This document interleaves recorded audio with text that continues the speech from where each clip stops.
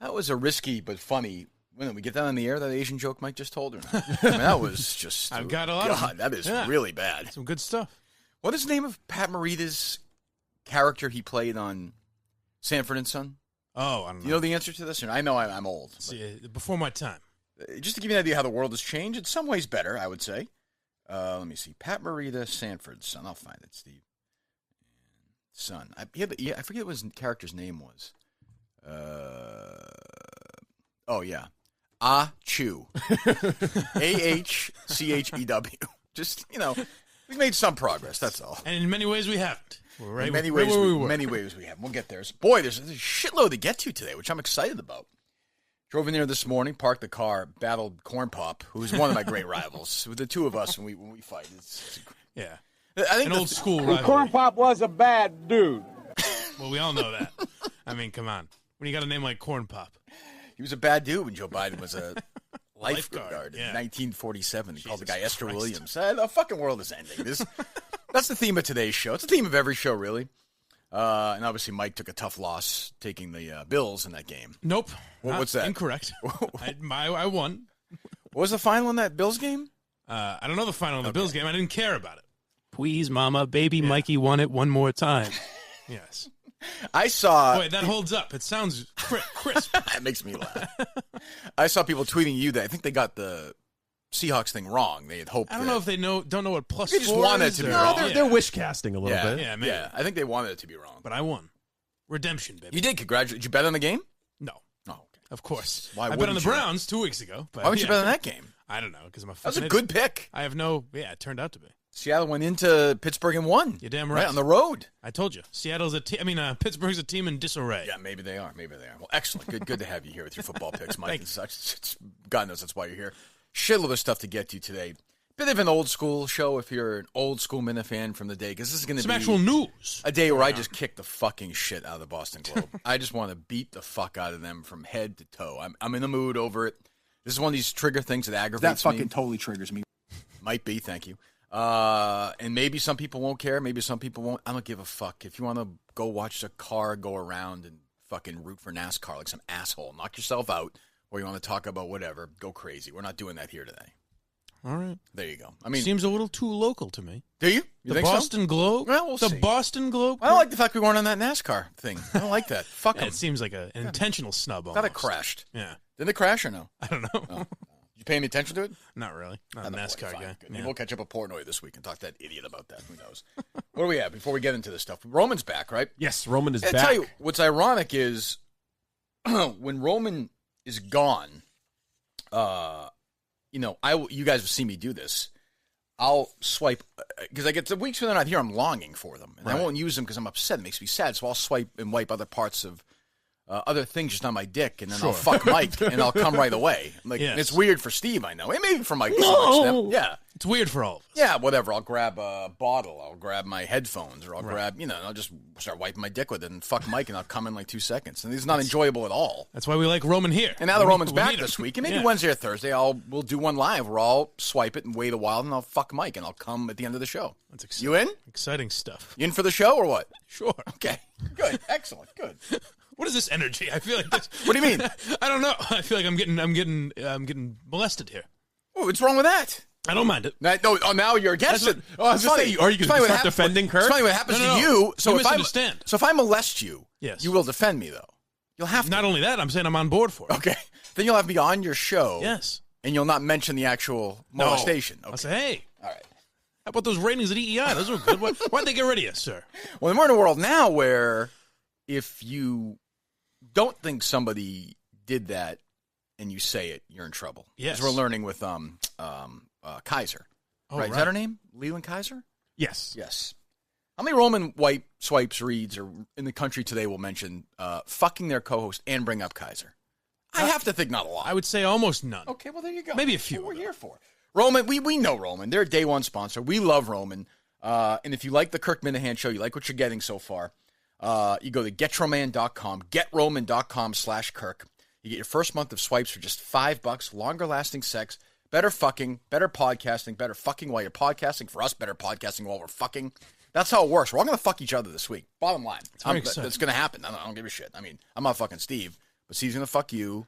Actually, I'm going to get fucked by either one of you. All right. I'm going to fuck. We'll see. How about a little contest? We'll all swipe it up this week and see who can fuck the other guy the longest without coming. All right. You're What in. What a contest this week. Well, I'm just. That's true. Maybe we should push it to next week. The 2 hot dog contests. We could in 1 combine week? the two, I guess. We could have Friday contests, you know? I Every like week. contests. All right, GetRoman.com/Kirk. GetRoman.com/Kirk. GetRoman.com/Kirk. God damn it! God damn it! GetRoman.com/Kirk. Okay, there you go. See? Plain and simple. What are you laughing at? That's Just, good. all the Red 13 people looking at us. Oh, are they? Oh, what's going on? Yeah, Rick Ocasek, man. I respect it. But, you know, for me, it's more like his influence for the Killers, man. Like, oh, my God. Oh. What's he always yelling about in there? Yeah. Killing my vibe, Yeah, man. I can't believe Rick's gone, man. He was just what I needed, if you know what I'm saying. Totally. How can Rick Ocasek, by the way, GetYourMan.com/Kirk, GetRoman.com/Kirk. Go there right now and fucking get those, or I'm fucking never talking to you fucking assholes again. Done. Have you seen that the age for Rick Ocasek, which is Ocasek, I saw New York Times obituary said it was pronounced. I always said Ocasek as a kid. He was either 70 or 75. The fuck did that happen? What do you mean? Just like Some poor have record him at keeping? 70, some have him at 75. What? I don't There's no understand record it. of this? I don't get it. Now, I know some stars are mysterious about their age and everything, but when I saw he was 75, I thought, fuck, that's... So when I grew up, I mean, the cars probably don't mean anything to you guys, right? No. I mean, you know who they are or no? I know of the. I've Barely. heard them. Really? Okay, well, whatever. Yeah. Great, Sorry. Great bands in history, but fine. So, no big deal. What was your favorite band, Steve? Leonard Skinner. Okay. That sounds about right. That's just, isn't that easy? Driving his truck in Maine with his all tatted up. Oh, come on. They'll be playing Leonard Skinner in 1,000 years. They will? Yes. Where? Everywhere. Okay. 1,000 years. But he's older than all these guys. Like, he's like 5. If he's 75, he's like 6, 7 years older than Bruce. He's older. I was just surprised. I'm just fascinated that you say I have to say if he's 75. That's so bizarre. Which is to me. weird. I don't That's know. Weird. That's like what's his name? The Mark Davis, the Raiders owner.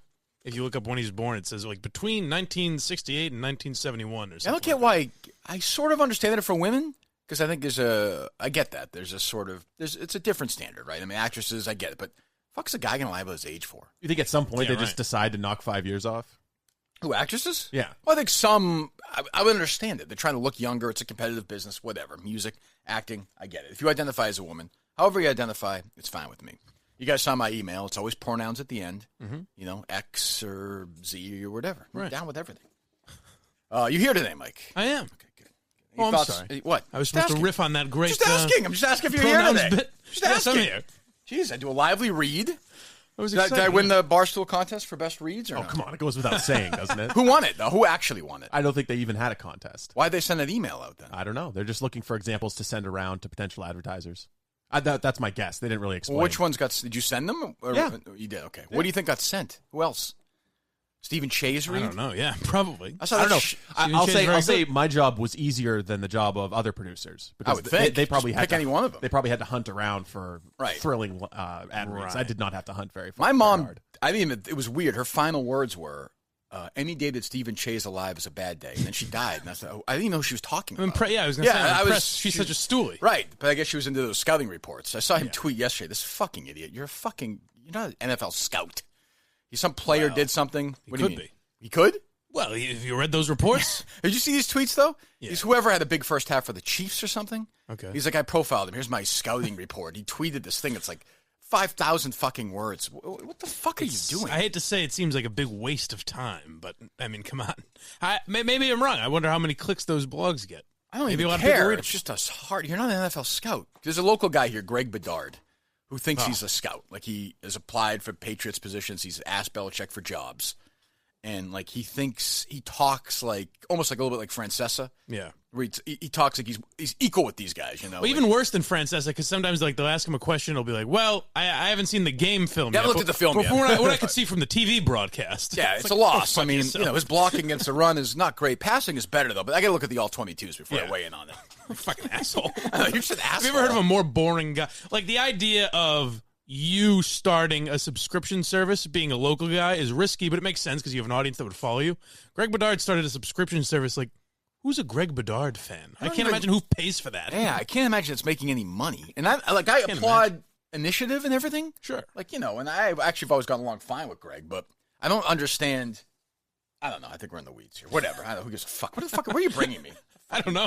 All right. Can we just shit? Can we shit on something before I get to the Globe? I want to get warmed Someone up. before first. the Globe. All right. Yeah, I want to get warmed up. I'm in kind of a mood. Who are you thinking? I don't know. Oh, should we make the announcement now or no for Friday? How would you like to do that? Would you do it later? Now? Yeah, we can make it now. All right, good. Go Kasich had a band. I'm working solo. Let me see here. One announcement.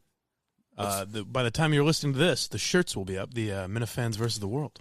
Wonderful. Well, we never promote them, so. Encourage people not to buy KirkMinihaneShow.com. Don't buy them.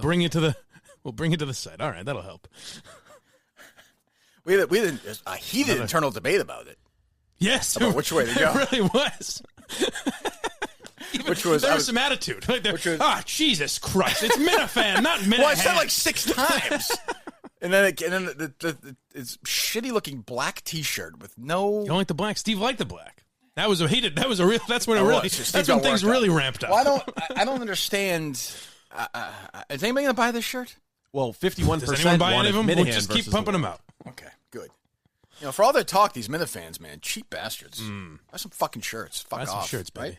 All right, so it's Minifans versus the World. Is that what it is? Yes. Okay. Are there any other ones coming out? There should be a Steve Robinson hot dog contest shirt coming out. I don't know if we want that today. Really? Or, yeah, Oh, good. They'll have a long shelf life. I'm sure. 3 months from now. Well, the hot dog eating contest is going to happen Friday, correct? It is going to happen Friday. Let's cut the bullshit here. Let's forget Kavanaugh, forget the Globe, forget sexual harassment, forget Trump, forget all this bullshit. The hot dog eating contest is going to occur Friday here. Yes. Correct. What time? 9:30. 9:30. Yeah.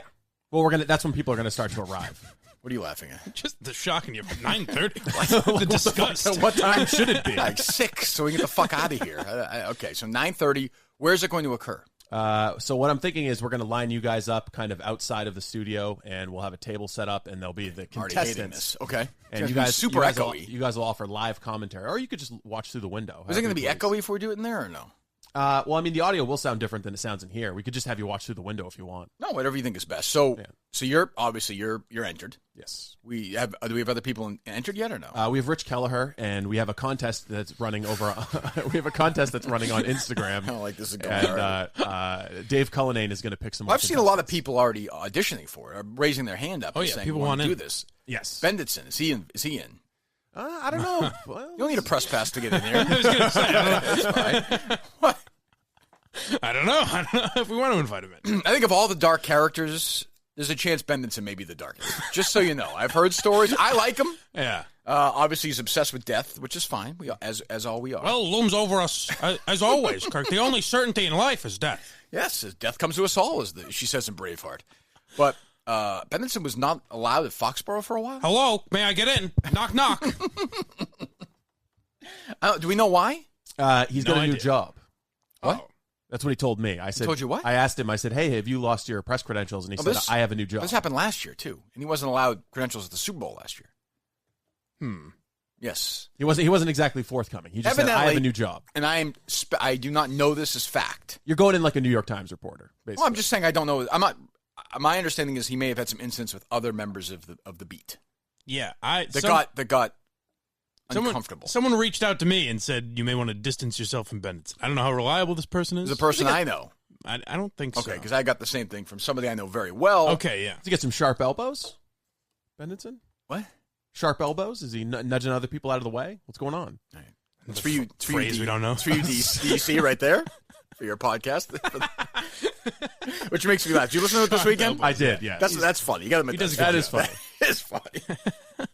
The one with the fucking Stephen King thing. What the fuck are you fucking talking about? I've worked in That bothered me publishing all before. weekend. Really? You've written books before, right? No, I've not written you books worked in before. publishing I've worked in before. publishing. My first Okay. job was in okay. I publishing. don't want to relitigate it. You're right. I'm wrong. You're 100 percent right. Stephen King's never written a word in his life. He's a total myth. Who wrote The Shining? Who Stephen knows? King did. Who wrote it? Alex Jones. Steve Robinson, but he signed several NDAs about it. 1980. Was a young man, He was 2. but he's a bit older than he claims to be. Actually, wasn't born at that point, was he? That's what you think. What year were you born, Steve? 1989. 1989? Yes. You're an old-looking 30. Thank you. It's Not the in a bad way. Second time you said it. it. Old. Just Isn't he, bring though? it up. Isn't he? I don't know. It's more his vibe that's older. Yeah. Yeah, You know, he's that's true. got an older way about him. The Right. little things he says. That's true. Yeah, you don't look. Maybe that's. Yeah. Did you go to the Red Sox this weekend? No. Okay. No foul balls. That's too bad. Out in the audience. In the contest? Where were... Oh, Benditson. So I would like Benditson to be here. But Okay. if he can't be here, he can't be here. Steve from Providence, I heard, maybe? Steve from Providence had weird timing about when he was going to be able to be here. Let's make sure whatever's comfortable for him. We're going to do it 3 p.m? So we're going to do it live on Friday for the show. Yeah, we'll have some video. We'll record it. Okay. They're going to be microwave dogs, though. I don't know how that. What? I don't know how that Steve goes. didn't with like the rules. that, yeah. Ooh, I don't like that either. No. Well, because we don't have a grill here, you know? Unless Why not? the grill master somebody can't wants provide to. one? What the fuck? Somebody will bring one in. Yeah. Who's providing the hot dogs? Beans Meats. Beans Meats, okay. And they're Red Snappers. They are the last creator of Red Snappers in Maine. What number will you be embarrassed by?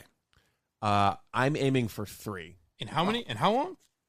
What? What's the time limit? You claim to finish second 5 in minutes. this contest. I know. 5 minutes? I've lost the step. 3 hot dogs in 5 minutes? I've lost the step. I'm aiming for I could do 3 that. hot dogs. I could do that casually. That's not. You'll be hungry after that. I'm aiming for 3 hot dogs. If I can think get 3 hot dogs, I think he's lowering Oh boy, expectations. yeah, that's a lot of people say that Steve is stacking the deck in his favor. He's getting The big thing I saw on Twitter was that he's getting non-Maine eaters, people not from Maine. Well, we should invite somebody. Obviously, you're terrified of Harlan, so Well, of he's course not I gonna, am. He's not going to be here. No, I mean, meanwhile, it'd be fucking easy for him to drive down here. Yeah, well, that's the other thing too. Is every time Harlan comes up, Steve's he's busy. He's so He's busy. Yeah, he's busy with always his kids. He's busy, Yeah, right. whatever. Yeah, he'd come down here in 3 seconds. I don't know. He's got 3 kids. He's got a job. He's busy. Kids, 3 kids. take the morning off of work. He'll be back by noon. Yeah, whatever he gets paid for the day, I'll pay him for that. Whatever. Show up and eat your fucking hot dogs. He listens. There's no doubt he listens. I would think. More so. people are into this hot dog because they think Steve's lying. Well, yeah, I mean that's obvious. Right. I But was it's obvious hot he's dogs. lying, or Of course it is now. Yeah, but do you think hot he's doing dogs that in on 5 purpose? minutes? Though he's going to eat like 15. I mean, we'll see. Maybe he'll prove me wrong. I got a text message from Cullinane on Saturday saying, "So there's some interest on the Discord for you taking a polygraph test. Is that something that you would do?" Well, you would do that, wouldn't you? Sure. All right, good. We're not going to pay for a polygraph test, but But- absolutely. Line it up. Cullinane is, he might be, I always, 10 times I'll say this X person is the biggest psycho of all, but Cullinane's fucking terrifying. He's up I saw him again on Twitter this week and going at it with somebody over some fucking contest he was running on Instagram about something. Yeah, it's a contest to get into the hot dog eting contest. Okay, great. I love Cullinane, and he does a great job We with know, we know, Instagram. we know, Blah. But I like the way he talks about he messaged me the day after I saw Dice on Friday. Oh, yeah, I'll get a lot that of report, Minifans there, by the way. I heard. But he goes, do you have like a review of the show or anything? And he just says like, I'm tapped out, man. I'm blanking. And I'm just like, Blanking on what? Instagram ideas? Instagram content. And I'm just like, I sent him like a video at Dice. I was like, oh, hopefully this helps, but it seems like you're in a rough place. Take the morning off. It's really okay. But I just imagine him with his tie on. What ideas? What can I do? Furrowing his brow. Jeez, hot dogs. Fuck, no. Bad radio. I don't know. Fuck. Try doing it every day for 2.5 hours, you shithead. What's an Instagram account? I'm blanking today, man. Oh, God. Even the best sometimes. Even the best. Need to get refreshed. Need to get my batteries recharged. Blanking. He sure is fucking blanking. I feel like I was giving a homeless man a meal. I was Fucking like, head is hopefully blanking. this gets you through the morning. Yeah, give me a Dice review. It was great. Yeah, it was good. The opener sucked. Was horrible. Was it that woman? Not the woman that I thought it was going to be. Oh, No, okay. it was a different woman. Not the one that Dice referenced No. with us. Yeah, no, not her. Okay. She was terrible. She was really bad, I thought. You think Dice always has a woman opener now or no? Maybe. Yeah. Maybe it's a nice contrast, I guess. I don't know. But how long did he go for? Like an hour. It was good? Yeah, he was great. And like his purest, like he closed with the nursery rhymes, obviously. Right, yeah. But like his actual stand-up was a lot better than I thought it would be. Good. Yeah. So You'd he go was again? awesome. I would definitely go again. All right, good. And there were a ton of Minifans. A lot of Minifan shirts there. I heard that. Good. Yes. I didn't go. It's one of the reasons I didn't go. Seems like all the shirts that have been purchased were in that building. I actually got a bunch of tweets this weekend from people with Minifan, taking pictures of people with Minifan shirts. And I saw my first Minifan shirt like in public the other day. Oh, really? Yes. And I Did could you not run the other way? Yes, I did. I was actually running, so I could not get away fast enough. I got a lot of that. Where's Kirk? I was like, I don't know. He dropped me off. And he's picking me Who'd you go with? My girlfriend. Did she enjoy it or no? She did, yeah. Yeah, well, that's good. Good. It what was the most offensive joke he told? I mean, he brought up he brought up Louis again, and some woman 2 rows behind me yelled, "Blind Mike!" Really? Dice didn't mention us at all. He did not. No, it's say. weird. I figured he would. Yeah, Strange. I thought we were real Hey, friends. We after sold this. a lot of tickets for him. It looked like. I think so. Yeah. Oh, go good. And then he's touring with Roseanne this week. I think. Right. Yeah, I think that starts this week. All right. So, all right. This is tiring. This story tires me. This Antonio Brown story fucking exhausts me. I was wrong, as I said. I made a prediction, dead wrong. I thought he'd never play it down for the Patriots. He's catching touchdowns. Catching touchdowns and fucking whatever. Great. Played well yesterday. Patriots rolled. Did not cover in the over, I mean, right? No, thanks to Steven Gostkowski. Jesus. Who is going to make a cut today?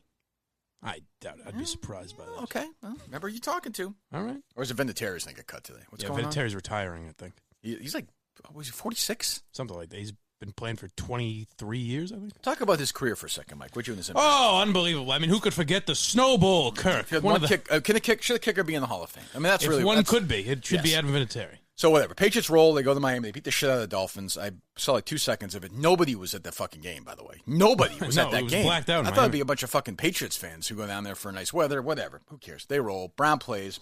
So people get to be outraged that a guy who has been accused and not been convicted of a thing is playing a sporting event. So turned down a settlement, by the way. turned down a $2 million settlement? Yep. Now, again, I'm going to go into this as I'm going to go into the Kavanaugh thing today, the Brown thing, saying that Brown absolutely may have raped this woman. Kavanaugh may have raped women. I have no idea. Nobody knows anything. Yes, right? but you should make a prediction, and if the prediction is not correct, You have to eat shit, right? then you're going to jail, my friend. Well, unless you're on the right side of it.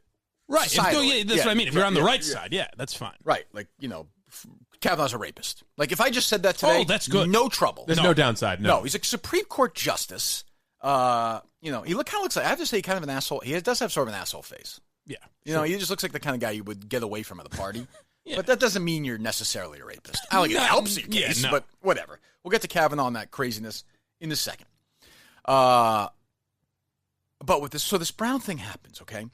And it seems like nothing's, maybe I'm wrong, but I don't think, so they're meeting with the accuser this week, correct? Today, yeah. Goodell's meeting with the accuser. Mm-hmm.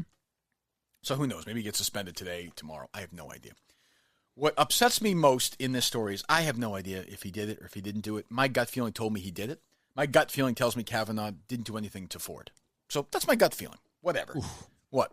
That won't hold up well, my friend. You don't You're on think the so? wrong side of history. Well, in what way? Just that you said the thing that people like Shirley Leung would disagree with. That's true. We'll get to Shirley in a second, who is a vomit, who is one of the worst people on earth. That's true. You bring up a good point in that, and I never really think of it from that side. Like, if you say Antonio Brown is a rapist and you staunchly go against him and rail against him, there will never be a problem for you. Oh, even, God, even no. If you're 100%, if you're proven, It'll benefit you. You'll 100% have wrong. 10,000 retweets and it'll Oh, go yeah. viral. Well, I mean, you might get shit from Patriots fans or whatever. Yeah, but that's I it. mean, in terms of getting an actual job trouble or life trouble, Oh, not at all. Nothing. You'll can be say celebrated. Kavanaugh's a rapist. Antonio Brown's a rapist. Louis C.K. What you can say whatever you want about these people, whether they're innocent, whether they're guilty.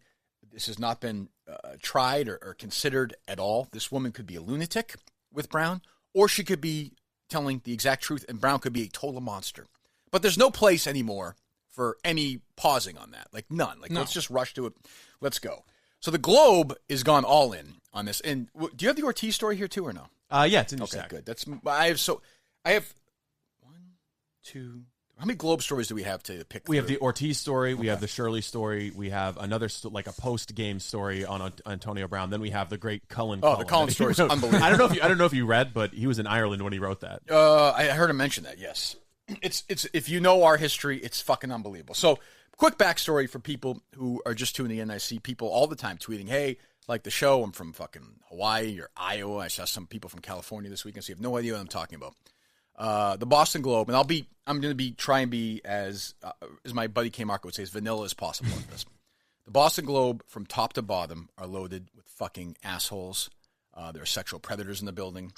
I'm trying to be as non-biased as possible. They're just the worst people God has ever created. That's what I would say. From the top, all the way to the top, John Henry and Linda Pizzuti, all the way to the bottom, they are filled with fucking assholes. Asshole. Sexual predator, asshole. Obituary editor Brian Marquardt, who took his penis out in front of college girls, never got punished for it, is still there, by the way. Like, if I die, Brian Marquardt will write my obituary happily. It was fucking dick, probably, fucking tapping away. So all the way down. So anyway, Shirley Leung, who hates me and I hate her. She writes on Antonio Brown. What do you call it? Ratioed? Yes. Yeah, I mean, this was a historic one. I'm sure you guys saw You might this, have right? contributed to that. I may have played a role in it. On Antonio Brown. Mike's thing, by the way, when I weigh in on something like the Globe thing, is he'll weigh in like 15 minutes later with like a less... What are you talking about? Well, you know what I mean. You've defined the safe area for commentary. So Yeah, he can Mike, slip under Mike's the Kirk like, let's umbrella. be as safe as possible here. Like, I'm not going to have Kirk's back. Oh, But, you're yeah. out of your fucking mind. By the way, I got a message from fucking Big Cat. Yes. Big Pussy, I call him, not Big Cat. Ooh. Who's like, oh, hey, you know, he's trying to joke around, but like, yeah, you know. Are you really angry at me? Is that was You know, that one he's of sort those? of like, hey, I'm, you know, Mike's doing a great job, right? And I was like, no, he's not. No, he's not. He fucking, Star of the show, he says. he said it to me. What did he say Star that of to? the show. On He Twitter. tweeted something out. I saw Yes. that. Yeah. Well, fuck him. Well, I He's think too he's a busy. smart man. Too busy to do our show. Well, it's football He season. said he had to do, we had a show, but he's getting paid for it. What's the one? Schnitt talk? Well, no, the one with Florio. Is that he's on that? Or He one does of the, something with Florio? one of those football shows? Who's he on with? I don't know. I mean, ESPN? I don't- who's he on with? He's on one of those He's on quite a few shows. Doesn't he do the Fantasy Football Factory or something? Oh, yes, yeah, maybe. Okay, whatever. That makes sense. Fine. Fuck him until he comes on here. He's an enemy right now. All right. Um, I think he does a great job. Wonderful. Good. That's one thing he needs to do is get his ass kissed more. Let's call the Patriots' handling of Antonio Brown for what it is. Putting lipstick on a pigskin, she writes, which is sort of... Clever. Although, wait a second. Shirley Lynn doesn't like puns, I thought. And I don't like the idea of putting lipstick on something either. No, What that's is gendering that? it. Yeah, what does that mean? What kind does of a that message mean? does that send? Yeah, I don't understand. So you're forcing a pig to put lips... Like, that's... Isn't that I don't salt? like that, yeah. So I don't like that. Yeah, I don't like it either. So she gets all into the whole thing about how the Patriots are looking the other way while it's going on. The Patriot way is about looking the other way. That's the sense that got to me. But these days, the Patriot way is about looking the other way. Fucking moron. So like, really? Like, looking the other way. First of all, a report came out that Kraft said if he knew about the allegations beforehand, he wouldn't have signed Antonio Brown. right, which makes sense. which is bullshit, but okay. I don't think so. Okay, why don't they cut him today? They can get out of it. Because they've already signed him. but They're they could get out of it. I understand So that, those but allegations are still true. So if he's still the offended by it, there are allegations. I'm saying if he... look, we'll let the callers, okay? Well, you have 617-77. But if he knew... no, it's bullshit. If he knew It's about wrong. the It's allegations, wrong. they wouldn't want to deal with it. They knew about the allegations. I don't think so. Well, cut them today. You'll get a fucking... It's different. America, He's already here. Why? America will fucking blow them if they cut him today. But that's not what Kraft wants to do. Well, then why do you want to cut him? Why wouldn't you have signed him in the first place? Because why deal with the headache if you don't Well, have what if to? he thinks he's innocent? What do you mean? What if Kraft thinks Brown is innocent? That's what I'm saying. Maybe that's what's happening now. Maybe that's why they haven't cut him. Okay, good. Good take. It's good to have What do you mean? Michael McCann here. All right. Consider this, she writes. A man accused of sexual misconduct by 24 women can be elected president of the United States. A man who may have sexually assaulted a high school friend can become a Supreme Court justice. A man who's a convicted sex offender can reinvent himself as a generous donor to MIT and Harvard. Let me just let this paragraph breathe for a moment. We'll start at the top. The Patriot way is about looking the other way. She writes this for the Boston Globe. Yeah. Okay. Which would also mean this happens all the time. Right? Right, I guess. Like the Patriot Yeah, right. way means looking the other way. That means this is not the first time. Right. So she writes this from a place, the Boston Globe, where they were ready to protect a guy named Jim O'Sullivan who was sexually harassing women while at the Globe. The only reason he was named is because on a romantic January night, 1974, Peter Minihane gave Pat Minihane the fucking high hard one. Oh! And, 9 months later, out I fucking tumbled. Because if that didn't happen, if my dad was like, you know what? That stomach's a landing spot, and you're taking the fucking crusty stomach walk tomorrow. Oh! It wouldn't have fucking happened, correct? Right. So I named this asshole Jim O'Sullivan with my boss's intercom, like, hey, you should name him that. We're going to get... How'd they say it, Mike? We don't want to talk about the Globe, Kirk. The Patriots are 11-2. Mookie Betts is in 328. Oh. We want you to talk more sports. Don't worry about the Globe. You did a 14 last week. You talk be like Dale Arnold. Be a pussy. Oh. Get out of here, you whore. You hooah. Lick my yam bag. I don't know if that's necessary. We're trying to get to a point here, Mike. We're trying to make a real point. All right. Jeez, don't be silly, Continue. okay? So I named Jim O'Sullivan. The Globe has this guy, Mark Arsenault, write this bizarre thing in December, drop them on a Friday at 5:48 in December 2017. Media, including Globe, walk fine line in the age of Me Too, where they wait 14 paragraphs before they discuss the Globe's own stuff. A female employee in her 20s filed an internal report against the Globe. The Globe chose not to identify this employee in the story because alleged conduct did not involve physical contact. Threats or persistent harassment, and editors determined it's highly unlikely the newspaper would have identified the accused if the situation had arisen in another private company. I mean, they're just fucking lying. And one of the people who knew everything about this is Shirley. She knew all about Jim O'Sullivan, and she decided not to speak up. She should have spoke up. She was so offended by it. Looking the other way. The paper's own editor-in-chief, Brian McGorry, has a history, first as a reporter, of being part of this draft that he writes about in this story. The fuckability list. The fuckability list, where the senior people at the paper ranked the co-eds, the interns, college girls who were in their teens, early 20s, and who would fuck who and who would get who and how that would work. And they would fucking prey upon these people. That guy now runs a newspaper. Well, in their defense, you kind of created a fuckability list for the Kirk Minihane show at the beginning of the show. That's true. It's true, but we're all adults here. Ranked number 1, baby. I guess that's true. So she's saying they looked the other way. Shirley was at this newspaper the whole time. The whole fucking time. Knew everything. And you know what she did? She looked the other way. In Shirley's defense, maybe she didn't have any hard proof or evidence that this was true. That's true. That's a good point. Can you imagine? And that would be a reasonable reason to not do anything about it, right? True, although my guess is she had real proof about it and chose not to talk about it. She writes, a convicted sex offender can reinvent himself as a generous donor to MIT and Harvard. She's talking about Jeffrey Epstein, right? Oh, okay. Yes, who was represented by... I say don't speak ill of the dead, but whatever. Who was represented by Alan Dershowitz, who, not according to me, but Virginia Maxwell alleges raped her. Raped Alan Dershowitz raped Virginia Maxwell, according to this woman. Does Alan Dershowitz write anywhere? Well, it's funny. He wrote for a long time as an op-ed writer at the Globe, and the person that for the last 4 or 5 times he wrote, who was in charge of that position, was Shirley. Why didn't she do anything? So she gave a. Was she looking in his direction? She gave a platform and a voice to this man, who, by the way, I would as well, because there is, guess what? So far, no proof. Right. Just like with Brown. So you're going to let Alan Dershowitz, who represent Epstein, you have a problem with, which is nuts anyway. This idea that you're not going to let somebody work because they fucking represent somebody as a lawyer. And secondly, was accused of rape himself by somebody, which could be baseless, as could Brown. But when the Patriots do it, and the guy is catching footballs, she has an issue with it. When the guy is, giving his opinion on issues like Kavanaugh and sexual harassment, she's paying this guy to do it. And so is fucking, it's fucking unbelievable. The irony is so thick you could fucking choke and die on it. Do you think, and I wondered this as you were tweeting this weekend, I imagine Shirley's highest read blogs are when I tweet them. Is that... I have no issue with it because it shines light on the fraud that they are. Yeah. The idea that, I'm not going to talk, I'm just not going to do that. Right. The fuck do I care? You think John Henry, whether she gets 18,000 or 6,000 clicks, John Henry's fucking rich anyway. Yeah, right. It doesn't matter. Shit, as long as they talk nice about the Red Sox, then they're fine. Well, I know this weekend, for instance, on EI, Mark James, who I know you don't like, Mike, but that's fine, went on this rant against the Red Sox this weekend on air. Everything got cut out. Everything. Really? And my guess is Mark James is not going the way I go in.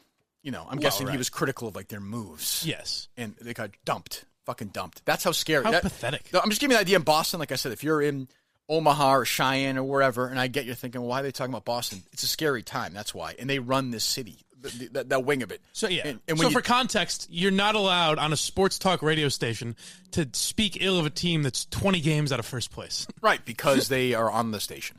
And because of me, I guess. In the past. It's crazy. What a sad way to live. And the Globe, irony-free, and for years protected these people. Again, Brian Marquardt is the obituaries editor at the Boston Globe. He was arrested for fucking exposing his schlong in front of 2 college girls. Was it in South Boston? I think so, yeah. Right. Never convicted. Whatever. Fine. What the women left the country, I think. I think they were foreign exchange students. They left the country, right? Yeah. So, no punishment. Nothing. He's still there typing away. Somebody dies. Actually, Shirley probably got more punishment for publishing the Luke O'Neill story. Yeah, the Luke O'Neill story, because she missed out on a promotion, right? Right. Which I'm proud to have played a role in, and that's great. But but why? The the Globe's history. You know what? Let's go. Want to call Linda Pizzuti again? We tried a couple of weeks. You want to give her a call? Do you have her number? Shirley, by the way, did not respond to my email asking her to come on the show. No. Oh, what a shame. It is a shame. I mean, I'd love to have her on. But that's, of course, as we always say, how it works. Yeah. I go on. If Shirley said, "Hey, I'm doing a podcast. Would you come on?" I would drive down there in 2 seconds. 2 seconds. I'd pay for it. You speak ill of this McGrory character, but my question is, maybe he did all these horrible things, but who did he vote for? Would be my question. I'm going to guess he voted for the person I voted for. Sadly, Hillary Clinton. The Democratic candidate, Hillary Rodham Clinton. Well, then he seems like an all right guy. Why would we bash him? Well, he also, my guess is, has some knows things as well. Oh, okay. Who, as far as I don't know that, Yeah. but he may know things. I don't know. Interesting. But, it's just the irony of it. So, they look the other way for years in their own building. Antonio Brown, what do they want? Are we calling her? Do you want to? Yeah, let's call see if she wants to talk. By the way, my lock of the week this week is the new intern from BC. I got $40 on her. No, at the Globe? Yeah. Oh, good. Oh, she answers the phone here? 0. From a number she doesn't know. That's true. How's it going, Steve? Or even worse, Steve Robinson. He's calling Linda right now. Owner of the Globe, basically. Oh, boy. No luck? Nothing. Probably getting the kids ready for school. You know how that is. Yeah, right. Making lunches. Yeah, they're very involved. John's driving them. Yes. That creep. No dice. No dice. All right. So that drives me, that stuff just drives me up a fucking wall. I just hate the inconsistency. That's all. If they had a clean history, you could go as hard at Brown as you want. I have no problem with that. But mention it in your story. Say, hey, you know what? You know who's guilty of that? We were. Right. We learned our lesson. We're not doing it anymore. The Patriots should learn their lesson. We think Brown did this. But what they do, and they have Dan Shaughnessy, who, if I was Dan Shaughnessy, I'm not sure I'd be weighing in morally on anything myself. But I was out drinking with his kid last night. It was a fun time. Oh, wait, would his son get arrested for beating up a cop or something? Yeah, something like that. He doesn't like to talk about it. Yeah, no, we leave the kids out of it, right? But we can shit on everybody else, but when your adult son beats up a cop, that's an issue. Shaughnessy, by the way, called the Herald. I've talked to people at the Herald when that story broke. Shaughnessy called them crying, begging them not to write the story. Oh, sure. Don't talk about this. Don't talk about that. Well, why not? Yeah. You know what? You want to call? Let's call Shaughnessy now. You want to But call him? if Harry Minihane... I bet he won't answer now because he didn't. He hung up abruptly on me. Let's try again. Oh, if Harry Minihane... Harry Minihane has a drunken night in 10 years. That'll be covered. Yeah. Oh, Or today. Of course. If he does it today, it'll be even bigger news. Yeah, he's not drinking right now. I don't think. It's early. He's school day. He didn't drink on a school day. Okay. A couple of bumps and he's off to school. Get him through the day. Kid loves Coke. What do you want? He's a good time, that Harry Minihane. I'll tell you. Now, Merchant will take that and be like, give your son cocaine. It's the world I'm dealing with. Do they still go after you? Who? Like, Hey, Dan, it's the Kirk Minihane Show. Would you like to come on? Why not? Well, we tried. we tried. The old hang-up. I hear a police siren in the background. Yes, maybe. Uh-oh.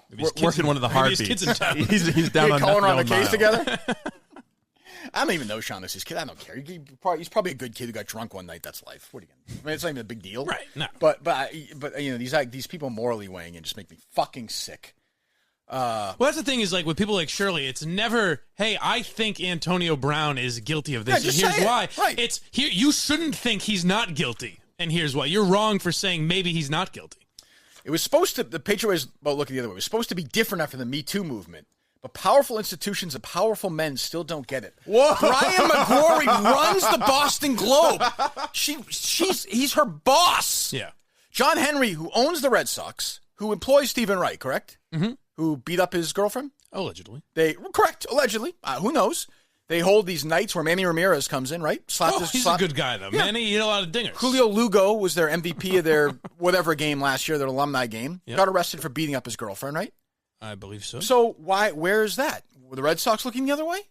No. Oh, they're not. The Okay. Patriots. You misread the article. So, The Mike, Patriots are looking the other way. why doesn't the Globe write about the Red Sox looking the other way? What do you mean? Is it because the same guy who owns the Globe owns the Red Sox? Oh, No, Red okay. Sox are good guys. Okay. I'm just trying to get all these stories straight. I mean, think about that sentence. Powerful institutions, the Boston Globe, powerful men, Brian McGrory, still don't get it. Why doesn't she write if Shirley wrote a story where she's like, the Boston Globe doesn't get it anymore, the Globe would have to run it, first of all. Mm-hmm. If they didn't and she said they didn't, it'd be the biggest fucking story in the country.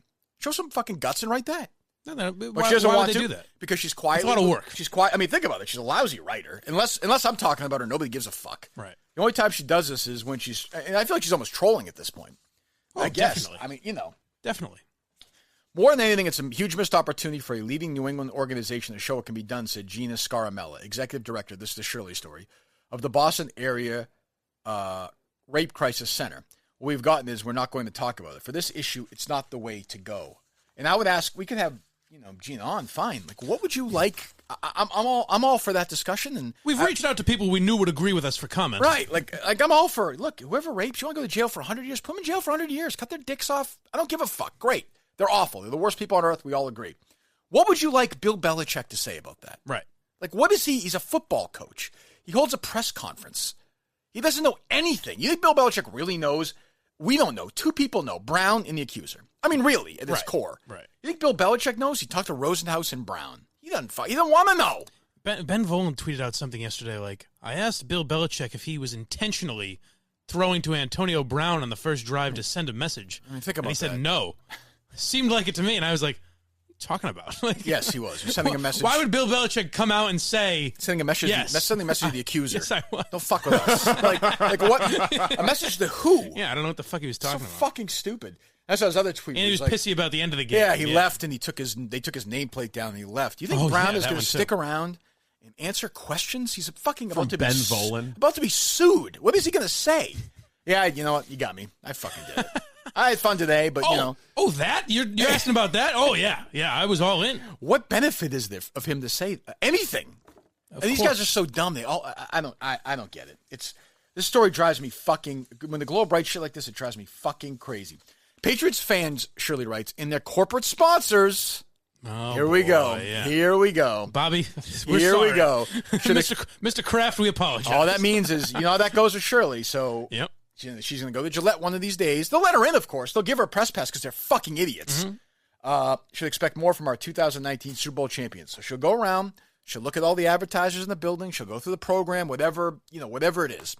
And she'll cold call them one by one. Yeah. And she'll say, are you comfortable with an organization that is comfortable with rape? Right. I'm not. You think I'm lying? No, you're not. Oh, it seems like your silence suggests that you're condoning this. No, I'm calling again because, and then they're, whether it's, I don't know, give me a random Coca-Cola, whoever. Yeah. She'll then call people who are in business with those companies and say, just so you know, your company that you're in business with over here, Coca-Cola, I don't know, wherever they work, whoever, fucking Papagino's has Pepsi or whatever. Just so you know, the company Pepsi that you serve their beverages, they're not walking away from this rape thing. Like, they're comfortable with that. Are you comfortable being in business with a company that's comfortable with being comfortable with this thing? What a life. And they'll never, and you could go all the way to, as far as you want with that. And you know what? Most people, because it's the Patriots in the NFL, most people will say, fuck you. Yeah. But a few won't. Sure. And you'll cost them a It'll little cost bit of money. a little bit of money. A little bit of money because you're letting a guy play until the legal process is played out. Well, or the commissioner weighs in. It's because she's got a sad life, and I understand this is that. fulfilling some sort of void in her life. Correct. It's just it's a sickness, really. It is. It's a fucking illness. She doesn't care about. Yeah. If she cared about sexual harassment, she would have those interns. I know, people talk to her, so she could have helped them out. Yeah. She could have protected women who were close to her. Yeah, protected women who were young, who were getting hit on by these old creeps, or the Marquards of the world, and the McGrorys of the world, or the Jim O'Sullivans of the world. No problem for her. She just kept her head down and kept moving up the ladder by keeping her mouth shut and not saying a thing while rampant sexual harassment was going on at her newspaper. And then when they cover it up, they dump it on a Friday afternoon. They don't name O'Sullivan. They lie. They bury it at the end of the story. They don't care. So, I mean, which do you want? It's unbelievable. It's just, I don't know. The irony of it's fucking maddening to me. This story more than anything fucking pisses me off. And like I said, if fucking Brown is guilty at all, I don't give a fuck about the Patriots. The Patriots will cut him and put him in fucking jail. Good. But what if he's innocent? Right. I mean, what if this woman... Well, no, you're not supposed to ask that. Right, but what if this woman... Well, I know you ask it all the time, Mike. And I give you do. credit for it. What if this woman, and I have no idea, what if she just fucking hates him? Right. What if she wants to make a couple $1,000,000? Right. Probably not, but maybe. It's possible. Then what? I mean, it does happen. Sure. So what happens then? And it might be why Antonio Brown turned down that settlement. He said, "No, I'm innocent." And You know another I'm not reason why he gonna might have pay done you it is because he's a fucking asshole. Maybe. I mean, that's right? possible also. Correct. But So, it's funny that they'll look at the first thing that you and I said, well, maybe he's innocent, and they'll just take that and say, these guys are rape apologists, Right. and they'll leave out the part that we said, well, maybe he did it. well, let me get you this part of the story, okay? Ready? The long roster of Patriot sponsors. This fucking shit drives me fucking crazy. Steve, give me Waste one. of life. Give me one of your guns, Steve. I'm gonna fucking shoot. Can I shoot you in the foot? Give me one of your fucking. No, you can't shoot me. Please. What's the worst place to get shot other than the head? Belly? So they say in Yeah. Reservoir Dogs, belly shot's the worst. Yeah, you don't want to get shot in the belly. Oh, you've done some of Yeah, that, yeah. lower Have you? extremities. Oh, yeah. Have you, Steve? Yeah. Lower extremities. Have you ever shot another person? You haven't heard No. from Ben Albright, have you? Did your brother kill anybody? Other than good radio. That's what I'm he saying. He'll have you believe you. The Robinson family has a long history of killing good radio. Did he kill anybody over there? We don't talk about it. Who's we? My brother and I. You never talked about it at all? No. You never asked him? No. Why I not? mean, maybe once when I was a little kid, but no. How much older is he than you? 7 years. Oh, he's 7 years old. How old was he? How old were you when he first allegedly went over there? 14, 15. What? I was in like high school. I think I was a sophomore in high school. Oh, I thought you said he was. I was like, what? Jesus, I got my question confused. So if you were a little kid, how old were you as a little kid when you asked him? What do you mean? Well, You said you were a little 17, kid. 18, you know? You were a Just a little boy. I was much younger. Yeah. Yeah, but you said you were a little kid. No, it was like the first question that you asked. They do like army training videos for what happens when you come home and your little brother asks you, "What did you do?" Don't give me those fucking eyes. You're the one who wanted to go down this. You road. said little kid. Little kid This is is like, another. This is another example of Steve seeming old. Is that he refers to being like 17 as a little kid is. little kid. If I said little kid, I think like 5 years old. Okay, sorry, teenager then. Okay. He didn't answer. Late teenager. He did not answer. He didn't answer the question. No. Ben he kind of looked away in the distance. Yes. We don't talk about 1,000-yard stare. I don't want to talk about that. Yeah. He said, "You heard of SEAL Team 6?" He said, "I only got one kill, but it was a big one." But now he listens to the show, right? Oh yeah, P1. What are you getting pissed off about? I'm not pissed off about anything. Jesus Christ. You baby. I think Steve thought we were focusing our energy outward today. We are. I'm just moving around a little bit before I get to some other stuff. I'm worked up today. What do you want? Talk about the marketing misfire. Oh, no, sorry. The long roster of Patriot sponsors, Shirley writes, can't be happy either with sexual... Well, call Shirley now. All right. Let's see if she answers the phone. A lot of bleeps today on the show. Why? You could say... We're identifying ourselves. That's true. You know. Well, you have to identify yourself, and you have to get Before, yeah. permission to record. Like we have to bleep out Shaughnessy. No, we don't. I think so, yeah. Go ahead. Okay. I'm just trying to keep you. I don't make the rules. From a I just legitimate break 'em. Curtis Am I right, fellas? situation. What's that, Mike? Nothing. Okay, no. It's more interesting to me to watch Steve dial numbers or whatever the hell you were just saying.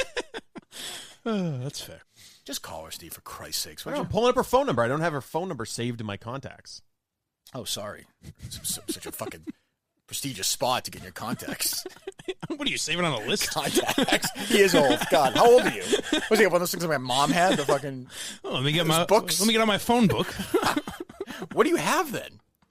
What do you mean? Steve, it's kind of unlimited. The contacts. You can Yeah, I know, but I've never taken the time to save her contact because she's never going to pick up the phone when I call. But so how do you have her number I then? didn't realize it was such an arduous process. She puts her number on the her like profile page for the Globe. Oh, that'll be fun. You're calling, for her, today. you're calling her work. That you can leave.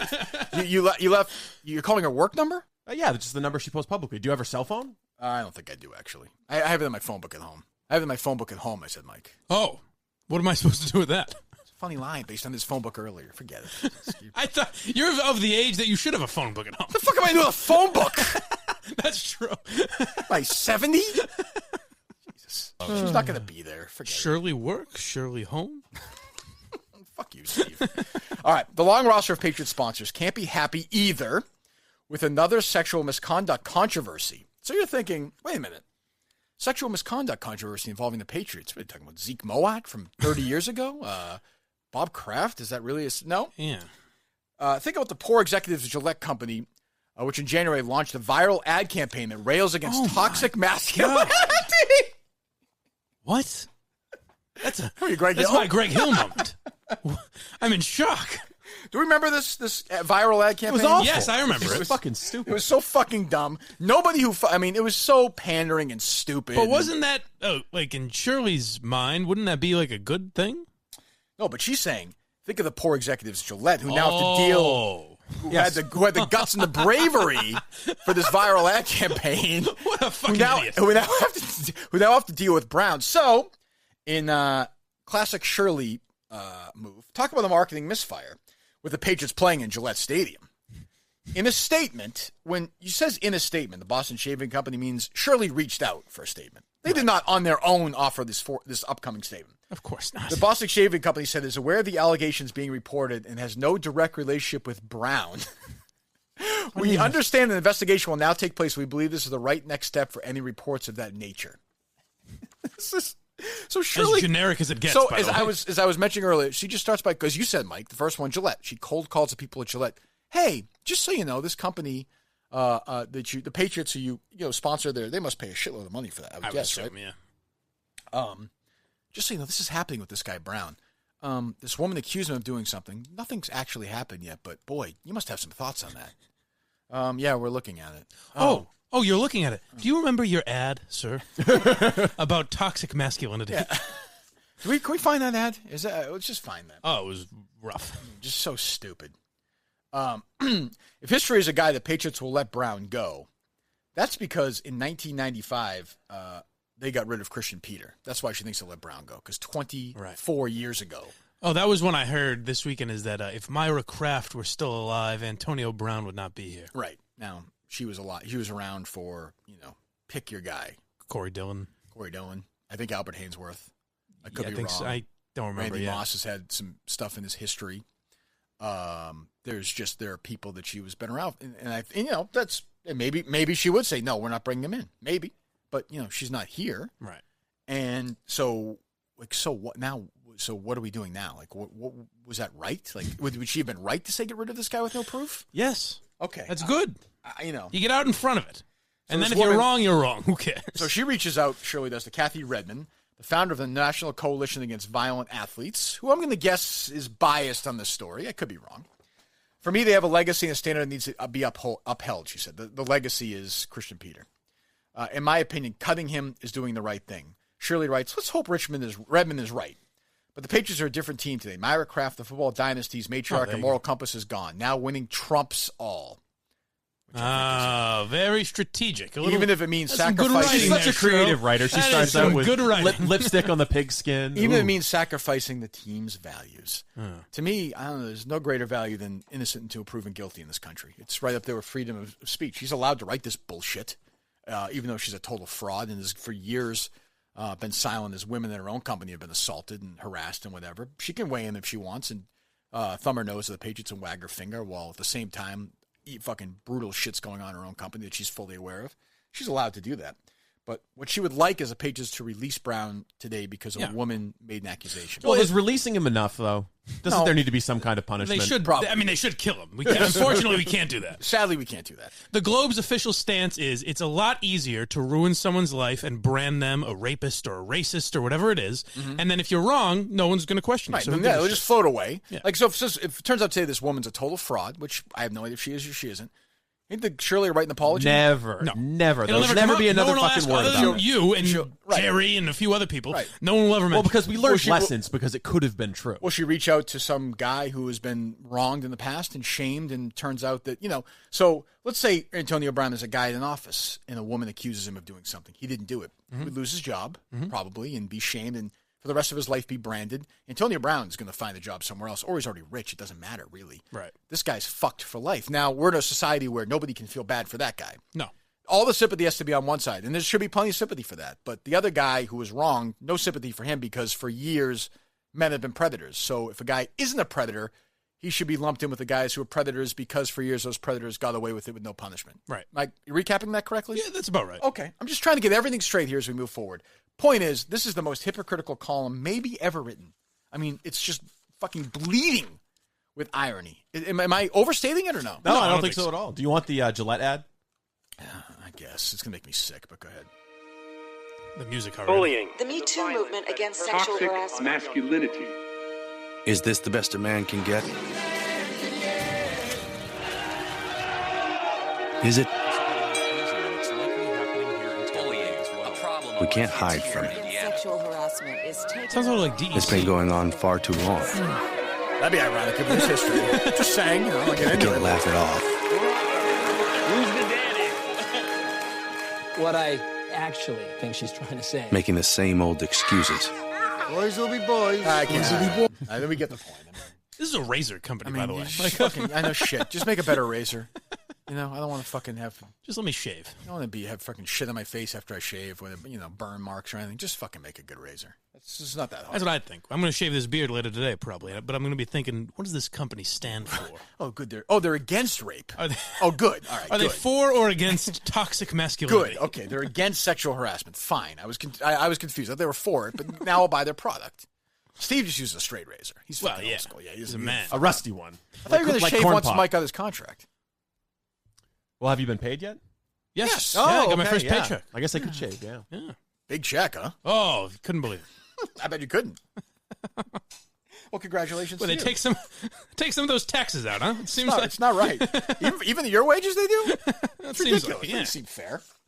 So let me go from one Globe story to the other, just to give you an idea. I just want to give you an idea of what life's like in Boston, especially for me, an enemy of the Globe. One of the biggest enemies they've ever had, honestly, in their newspaper's history.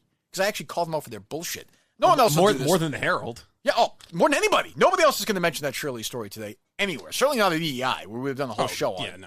So who else is going to do it? The Herald's not going to do it. No. Your old boss might do it a little bit, but maybe not. There's other shit going on. He'll be all in the Kavanaugh today. Yeah. You'll have a hard-on for that, which is, in a way, a cousin to the story, really. Yeah. It is.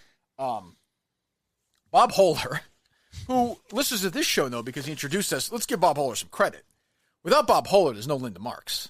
That's true. So he wrote a glowing story, irony-free, about Linda Marks. And if you're new to the show and you're wondering who Linda Marks is, Bob Hohler is exclusively on the Ortiz ball-sucking beat right now. Yeah. You know, he wrote this story about this Linda Marks and this wonderful song she wrote. And then we heard it for the first time. It had to have been a couple of months ago now, Mike. No? Yeah, it was while Conan was in, so it was sometime in July. That song is called Heroes. Thank you. We haven't heard it in a while. Ah, yes. And Bob Hohler wrote it with a wonderful song this is. like actually. Linda Marks was doing a service to this nation. And here it is. Helping us heal. Linda Marks move up the charts with Heroes. Shit. It doesn't stop. On the station that reaches the beaches. Movie tickets at 8:05. Coming up next, the I Hate My Boss donut toss. Hazy, hot, and humid. On this Monday. Here we go. Oh, Jesus. We haven't done a good full playing of this in a while. No.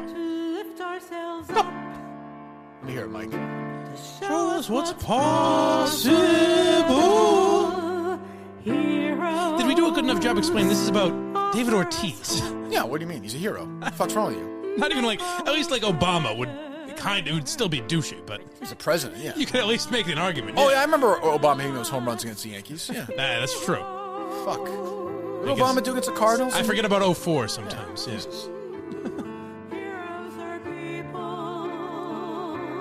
That's the most important message from this. Heroes are people. Now it speeds up. Why do we shoot? Little up tempo.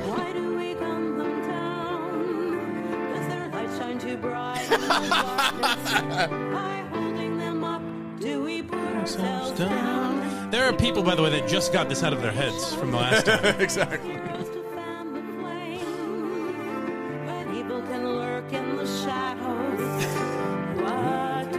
We think is to blame. I say that in my life, like weekly, like once a week, probably. Here we go. Real quick, just a quick, sorry. The younger people may interruption. not know who Robert, Martin, and John are. Just to give you some historical perspective, Martin Luther King is probably the most important African American of the 20th century. I would say so. I would say. Yeah. You know, is that probably true?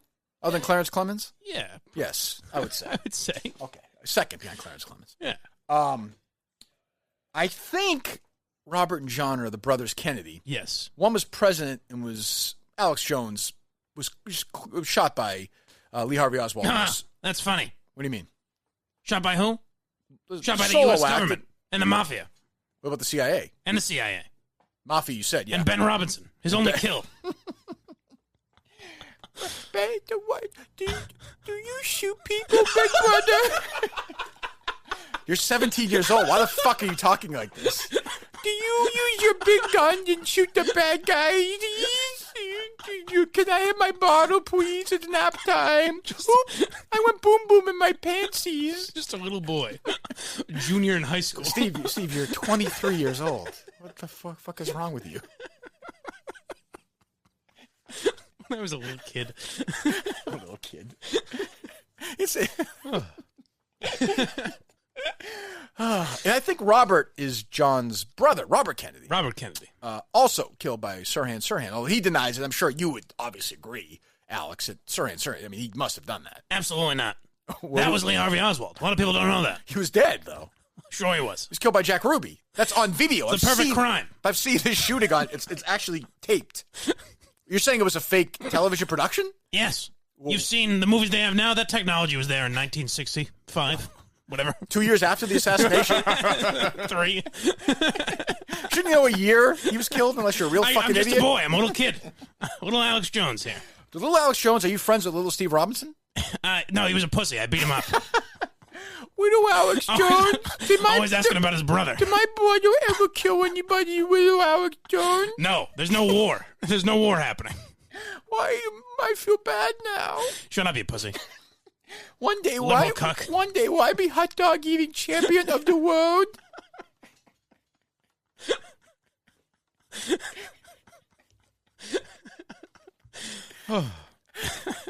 Back to the song. Oh, anyways, no, not yet. Oh, right. I'm sorry, Steve. The point is, I'm sorry for getting you interrupted. Not for anything else. I didn't need to have you press a button. I don't want to get in the way. So Linda is equating David Ortiz being shot for reasons we don't Martin know Luther yet, King. with Martin Luther King, John F. Kennedy, and Robert Kennedy being assassinated. Mm-hmm. Okay, go ahead. It's on par.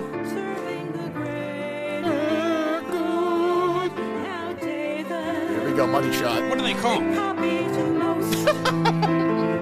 That I think is a takeaway line. Would you say? Yeah. That's the one that's stuck around. I like that Linda she just can't understand it. I just can't get over it. Neither can Bob Holler, by the way. He's not asking questions about why he was shot He either. thought this was great. They have in common. That was essentially Organized crime. If you could sum up his article in one sentence, it would be, why do we shoot our... I mean, really, she's just written that. There's only 11 minutes left.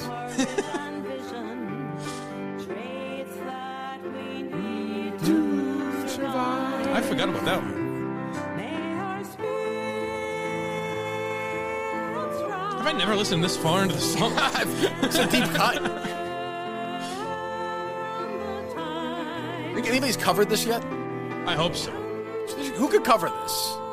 Like who? Like in popular culture? Yeah, could Taylor Swift do a hit version? Oh, she would do a great version. Good. I'd like to hear that. Yeah, but I think she would spice it up a little, make A it a little more, more. Yeah, 2019.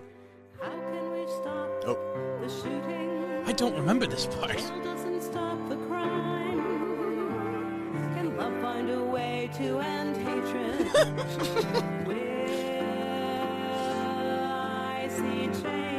don't think we've ever gone this far. I don't. Remember this, Steve? The whole thing. I have no memory of this. Oh, I remember this part. That's good songwriting. So just to give you an idea of what And then, Bob's like, last... the logo for it, too, is a tribute to David Ortiz, MLK, JFK, RFK 34 on the baseball. And then it was, that's Ortiz's number there. Yes. Oh, good. Well, that's good. And it was nice of Bob Holler to print a transcript of that in this weekend's Boston Globe. Well, so Bob Holler, again, we talked about this a few months ago, made his bones for years as like an investigative journalist. Yeah. So, now the Globe has said, listen, negative. Like, unless you can shit on the Patriots or, like, Kirk Minihane or somebody like an enemy. Right. Let's make sure Ortiz, because there's still some rumors about what happened really with Ortiz. And Boy, he did some digging into that Best Buddies charity, didn't he? He did. Oh, that's right. Took down Brady's Best Buddies charity where, Which seems to have nothing wrong with, nothing found out that nefarious Brady, about it. used some of the donate to some other charity or something. That was his big takeaway. That son of a bitch. Unbelievable. So Ortiz, and again, like, you got to be fair here. We don't know anything about what happened with Brown. Ortiz, there's all these rumors about some girl. We don't know anything either, so we know nothing. But Holler doesn't raise a single question. Now, I think there is a market for people like Ortiz's first interview. That's definitely newsworthy. Yeah. For sure. Like, I would say so. So he writes about it, but he asks no tough questions and writes things like this. Let me see if I can find it. Carabas should have gotten the first interview. He would have gotten to the bottom of that. Carabas looked like fucking Mike Wallace compared to fucking Holder here. Like, I mean, this is unbelievable. You know, Ortiz he lets things go as fact and whatever. I don't even really care. So, Ortiz, where is it? Where the fuck's the best part of it? Oh, here we go. Ortiz expressed thanks to Red Sox Nation and other supporters, and through his spokesman said he was touched by how generous and kind people have been to him and his family. By the way, my interactions with Ortiz have been like 4 or 5, 3 or 4. Very nice guy, like super nice guy. You know, I think he charms the fuck out of these guys like Bob Holt. I'm sure he seems charming. Yeah, it seems like, you know, whatever. He's also particularly grateful to John W. Henry and his wife Linda Pizzuti Henry. Oh, interesting they would mention that. Is this unbelievable to you? There's got to be some kind of ongoing financial relationship between Ortiz and the Henrys, right? Has any of that hinted at in the story? I mean, he's a spokesman for the Red Sox, and he's also a spokesman, by the way, for our friends at Foxwoods, so we don't want to get, you know, we support Ortiz. I think there's a really good piece of journalism here. Who facilitated his emergency medical flight to Boston. Henry is a principal owner of the Sox and the ownership hub of the Globe. Pizzuti Henry is the Globe's managing director. Essentially, he's the boss of David Ortiz. And Bob Holt. He's the boss of the guy who writes the story about Ortiz and how wonderful John Henry and Linda Pizzuti are. This is we are in North Korea now. Mm-hmm. This is if North Korea is best, they play any sports there? They probably can't. Yeah, they play heat, right? No, they play a bunch of sports. Yeah. They're forced to. Yeah. Well, they dominate. The Henrys recently flew. This is in this story. Did you read this part? The Henrys recently flew David and Tiffany Ortiz to southern France, where they vacationed on the couple's yacht, toured a vineyard, and sampled a bottle of wine so extravagant that Ortiz speculated it was drawn from the fountain of youth. I'm sure he said that, too. I'm sure that's how he said it. John, I speculate, my good man, that this is drawn from the fountain of youth. How is that in any way relevant to anything other than... This is why... Just kissing their so asses. if you're from outside of Boston and you don't know this story that well, you'd think the Red Sox went forever before they won a World Series. 86 years, right? Yeah. Henry buys the team, and they win 4 in 15 years, right? Mm-hmm. Or 14 years or whatever. And they're always good. They spend a shitload of money. They're competitive every year. This is an aberration, far more than the norm, right? I mean, we've had some down years, whatever, Valentine, all that shit, but they're competitive. Their payroll's probably always been top 2 or 3 since Henry bought the team, right? You'd think that fans would love them if you're from another market.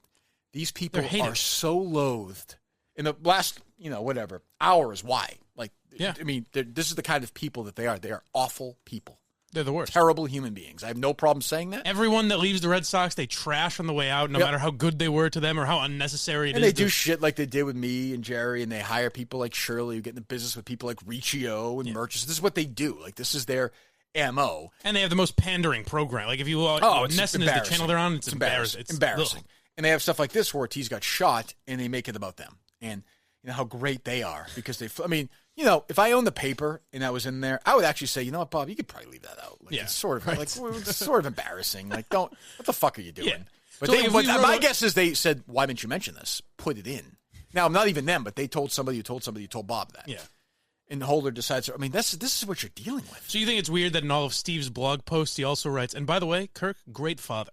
Yeah, I feel like it should be in there. Shit, I'm the opposite. People dump all over me. What the fuck? Dan Cilio himself speculated that people at Barstool may not like me. Smart guy. Breaking news. Smart guy. Well, yeah, right. I mean, good guy. He picked up on that. I guess he lost his mind over. He blocked me, so I guess he lost his mind over the weekend. Yeah, did you see the nice meal he was tweeting pictures of? No, he blocked me. I didn't see anything. Good stuff. What was he? Someone said he tweeted out I know people at Barstool don't like Kirk, and they, your Minifans started dumping on him, and then he replied, "Well, I'm living the life now," and it was a picture of his plate that had like one shrimp tail on it. Nice. Whoa. He was just like letting people know. Yeah, like, I like shrimp. I ate some fucking shrimp gumbo tonight. So fuck off. What are they going after him about? Did he go after us or what happened? Yeah, he kind of took a shot at you out of the blue. Ridiculous. Uncalled for. I'd like if he thought like he's like, guys, I'll name names. I don't give a shit. Willie Colon, not a fan. By the way, that's all it is. That's one former football player who talks to another one. 2 idiots. Yeah. Suck a dick. Yeah, 2 idiots, and he's like, yeah, I hate him. And yeah, I hate him too. 2 fucking dummies. That's like, and I've heard Stephen Che, not a huge fan of Kirk Minihane. Hey, Marco's coming around, but I don't think he likes him either. I don't think he likes him either, no. Fucking unbelievable. But isn't that crazy in that fucking story? Isn't that fucking insanity? That's what you're talking about. So your problem is not even as much with them not investigating the shooting. I'm not but surprised. Just No, with the that's embarrassing, obviously. but should they be investigating the shooting during a profile story with Ortiz? Like, you could ask him, right. but he's not going to say anything. The Vineyard line is a signal to the Globe readership because they're the same kind of people who go on wine tastings, right? I guess, but it's That's also something the Globe readers identify with. But it's also like, hey, we're great people. We are great people. Like us, we like David. He likes us, you know. But meanwhile, everybody can see through it. Even the people who love the Red Sox hate Henry. And like Robert Kraft could get busted every day getting jerked off by a fucking prostitute. They'll always love him. would they love him? And they love him even more. Yeah. Because the Globe, by the way, the Globe hates that. John Henry hates that. He doesn't understand. There was a picture from the other night at the Who concert. Did you see it? Mm-hmm. Like a fucking alien at that thing. I thought Jerry had a good tweet about was it? that. Someone said, you gotta love John Henry coming down to Fenway Park to see the Who, and Jerry just said, can someone explain why I have to love this? Like, that's fine if he's having a good time, but why the hell do I have to love it? Yeah, right. He's some rich guy who owns the fucking yeah. place. It's like if they were in my backyard. It's like, can you believe Mike stopped by? But what I want to know is, they had the Who were in concert the other night, right, at Fenway Park, owned by John Henry, who owns the Globe as well. Mm-hmm. Shirley comes out tomorrow with the story about the accusations against Pete Townsend years ago. Oh, interesting. Well, he was just doing research. Oh, he's doing research on child pornography, right? Yes, it was just research. By the way, convicted of nothing. He may have been telling the truth, but why would they get into business with somebody like that? Well, they look the other way. But then they look the other way? That's the Globe way. Oh, okay. I'm just trying Globe way means look the it's other John way. Henry way, right? Yes. Okay. Yeah. But, maybe we should, but Antonio Brown's an issue. Oh, yeah. Okay. But Pete Townsend was doing research, as we all do. Yeah. I know my novel, deep in the child pornography research. Well, when Antonio Brown plays at Fenway Park, then he'll be fine. I mean, is the irony not fucking unbelievable? And we'll get to the best one of all here. We're just fucking setting you up for the big finish. My old pal Cull, which we're going to get to in a second. Right. I read this story with glee. You actually tweeted after I read it. I could not believe when I read this story. Maybe a little bit of Get Roman here. I thought it was Manscaped. Is Get Roman? Get Roman twice. We have 3 reads this week. We have 3 reads. Wow. Big swinging dicks. Speaking of which, Mike, tell me your experiences with Roman, with you and Steve. Well, Steve is a good-looking man, but I need a little extra juice to keep me going. Well, yeah, because with a guy like that, with a face like that, you're going to come in 2 seconds. Exactly. Oh, you're a bad boy. Right, that's You're what a you say to very him? bad boy. Yep, that's what I say. So you take out the old red snapper, right? Yes, that's what I call it. That's what he makes me call it. How many red snappers do you have with Mike over the weekend, Steve? I did try one, yes. I found one at the Big E out in Western Mass. Great, we'll get to that later. Well, So, just saying. yeah, let's just leave it at that, shall we? Roman swipes are a clinically proven way to last. I won't get too deep into the Mike Steve sexual experience. Thank you. No problem. Easy to use, fast acting, don't require prescription. You swipe it on and you start a fucking and you help the best podcast in the world. Put it this way, like this podcast exists in a way you should thank Linda Pizzuti, John Henry, and Shirley. Right, without them, who knows where you'd be? Yeah, who the fuck knows what I'd be doing? I mean, Should we send him a thank you card? Yeah, send him some Roman. Send John Henry. I mean, fucking obviously Stallion. He's fucking left and He right. may not need it, but just in case. I mean, Linda should be so satisfied, but still, maybe we can. Yeah, you know what? Let's send a bunch of Romans to John Henry. Can we do that? We'll see on the You news. know, Roman have a deal. Suspicious package sent to Red Sox headquarters. The hazmat team's been Roman called has a in. deal with Major League Baseball. Maybe they'll help us out. There you go. There you go. GetRoman.com/Kirk. GetRoman.com/Kirk. It's the first ad we ever read, I believe, on the Kirk Minihane Show. That's true. GetRoman.com/Kirk. GetRoman.com/Kirk. You'll hear, I think this week, my guess is, from Getroman and his archenemy, Two Pump Chump, right? Oh, wow. I suppose. What was that, Mike? That's exciting stuff. Just sell it, would you? I For always Christ's like sake? to hear from Two Pump Chump. What's up, Steve? Go ahead. What? My thoughts exactly. .com/Kirk. Getroman.com/Kirk. $5 for your first month. Our great friends at Roman. You know what? I got to pee. I'll be right back. A quick pee break. Is this Coning thing true about the tattoo? Did you see this? I got tweets about this. Yeah, he said something on Instagram about him having a tattoo. A shamrock. He said something on Instagram about it? Yeah, he posted something. He posted a picture of McGregor and said He has a tattoo on his breast? he said like a couple Is of he years kidding? ago, I was inspired by this guy and got a tattoo. I never know if he's kidding or not. And frankly, it's too much energy to even speculate. I don't even know. Well, you know, because you're in such hysterics when he's kidding that you must know.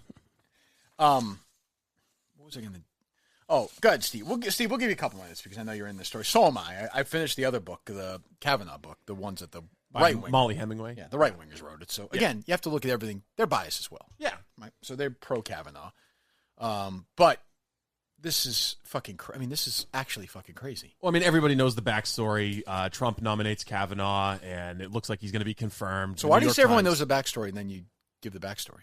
I was just going to give like 2 sentences about. No, the but backstory. why would you then say everyone knows the backstory if you then give the backstory? Almost everyone knows. Almost everyone. I'm. Do I nitpick too much? I'm a little bit. I was setting it up because of Blind Mike. What do you mean? That's true. What's Kavanaugh's first name, Mike? Brett. That's fucking motherfucker. He's one of the 4 justices on the Supreme Court, right? Yeah, 3 or 4, however many there are. Go ahead. So there's this huge left-wing campaign to smear the guy, and this. Look how excited he is, Mike. This is worth it. What a week for him.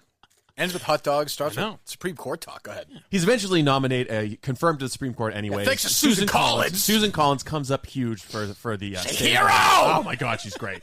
And now the New York Times tries to revive this claim because there's a separate claim. There's 2 New York Times writers who have a book coming out. Correct. So there's an op-ed.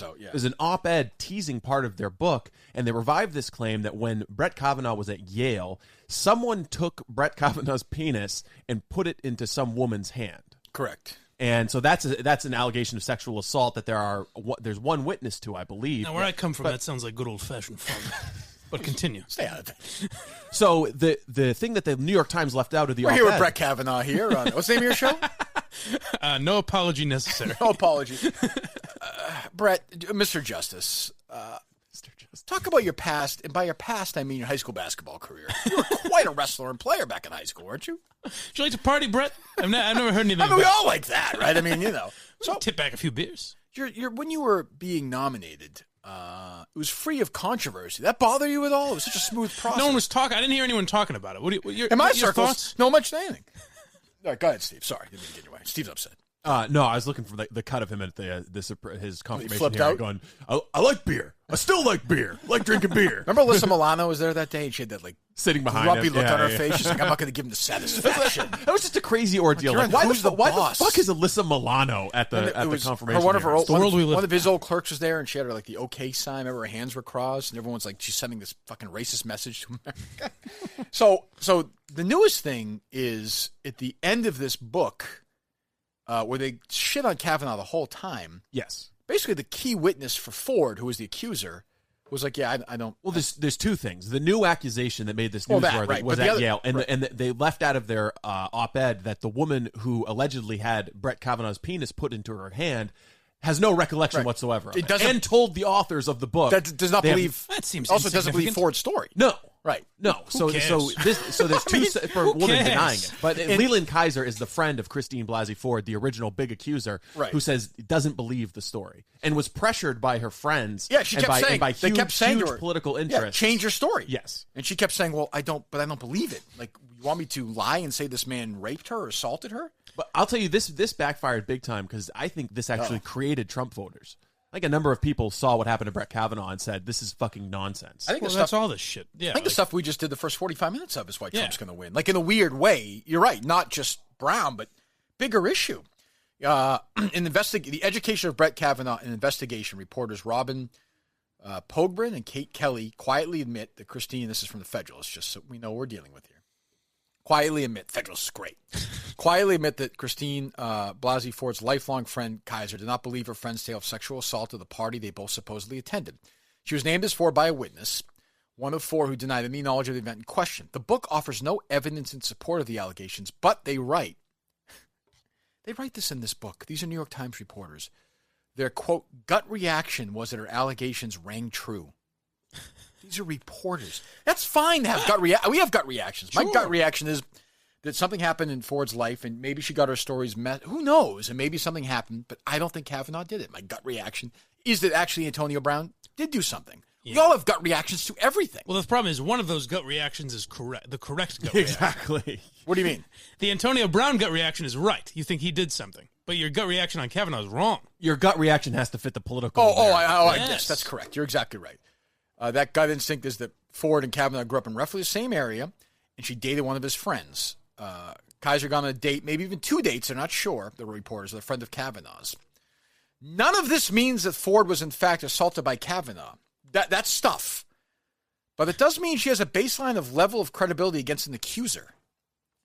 The fact that they grew up in the same town and that Blasey Ford's friend went on a date with one of Kavanaugh's friends is enough to establish a baseline level of credibility as an accuser of rape against Kavanaugh. Yeah. That's true. I went to a Patriots game once, so Yeah. I feel like I could testify You feel like on there's a chance that Antonio Brown's behalf. Giselle may have assaulted you at one point? Yeah, maybe. Okay. I mean, I don't. It's fucking so. Honestly, you know what hurts the most is women who have actually been assaulted. Right. That's what people forget about I mean, this. this brown woman may very well have been assaulted.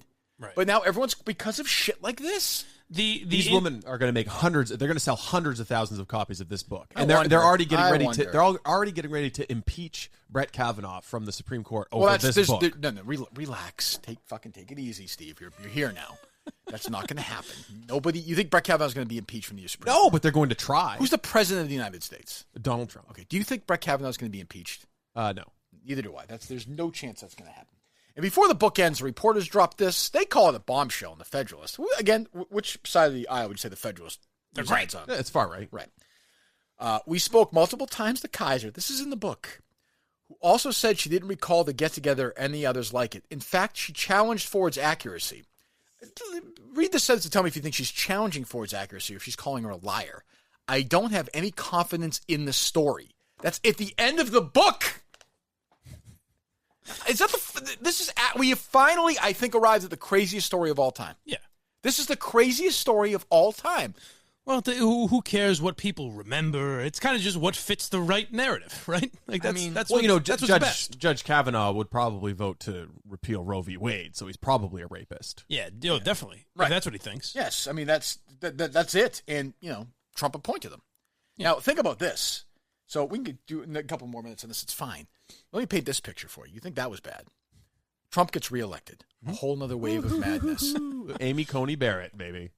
I don't think so. Who is the liberal's favorite Supreme Court justice? RBG. By far. So, Yeah. and I'm sure she's really at full mental capacity. She's doing a great job. Oh, she's very healthy. Healthy. Have you seen her workout routine? She does her yoga. Puts AB. It's pretty cool. To shame. She's 86 years old. Mm-hmm. Yeah. 85.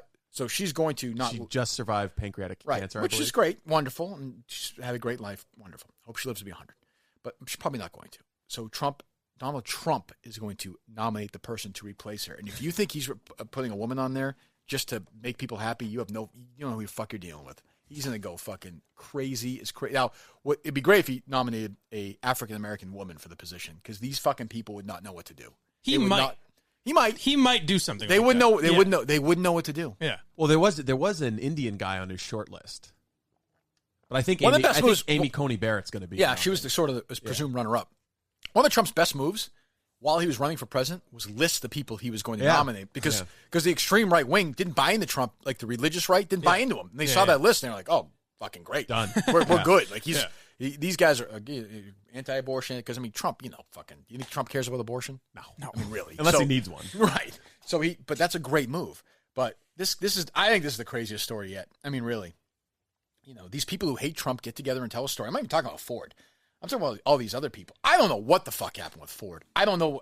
What do you think? Well, it's the same thing that's going on at the Globe. There's these superseding motivations. Fuck That's the the facts. thing. It doesn't I matter. mean- Like we're writing to please our political or our corporate masters. It's just, it destroys your faith in anything that they're writing. I mean, the Federalist has the same thing going too. I mean, there's probably some right wing course. billionaire funding the Federalist. They happen to have the facts in the Exactly. story. So they list the Exactly. facts, which they don't like. But so the New York Times has actually posted an editor's note to the op-ed that Right. that everyone was fucking talking about over the weekend. Led like Drudge Report, everything, CNN, MSNBC. This totally changed the conversation about Kavanaugh. But oh, by the way, it's all bullshit. They admit by Monday morning. It kind of reminds you of Trump in general, just in the sense that they want to paint the picture of Brett Kavanaugh being a rapist so badly that they'll throw out whatever loose evidence they have. Right. And it's the same with Trump. They want him to be a racist so badly that they'll take anything out of context and say, see, this is what he meant, when it's clear that's not really what he meant. It's taken out of context. Do you think this thing happened where Kevin had his pants down, they pushed his No, penis? I mean, fucking chance. like after the Blasey Ford allegations come out, okay, maybe who knows? They're partying, they're high school kids. But then this third or fourth woman comes out and says,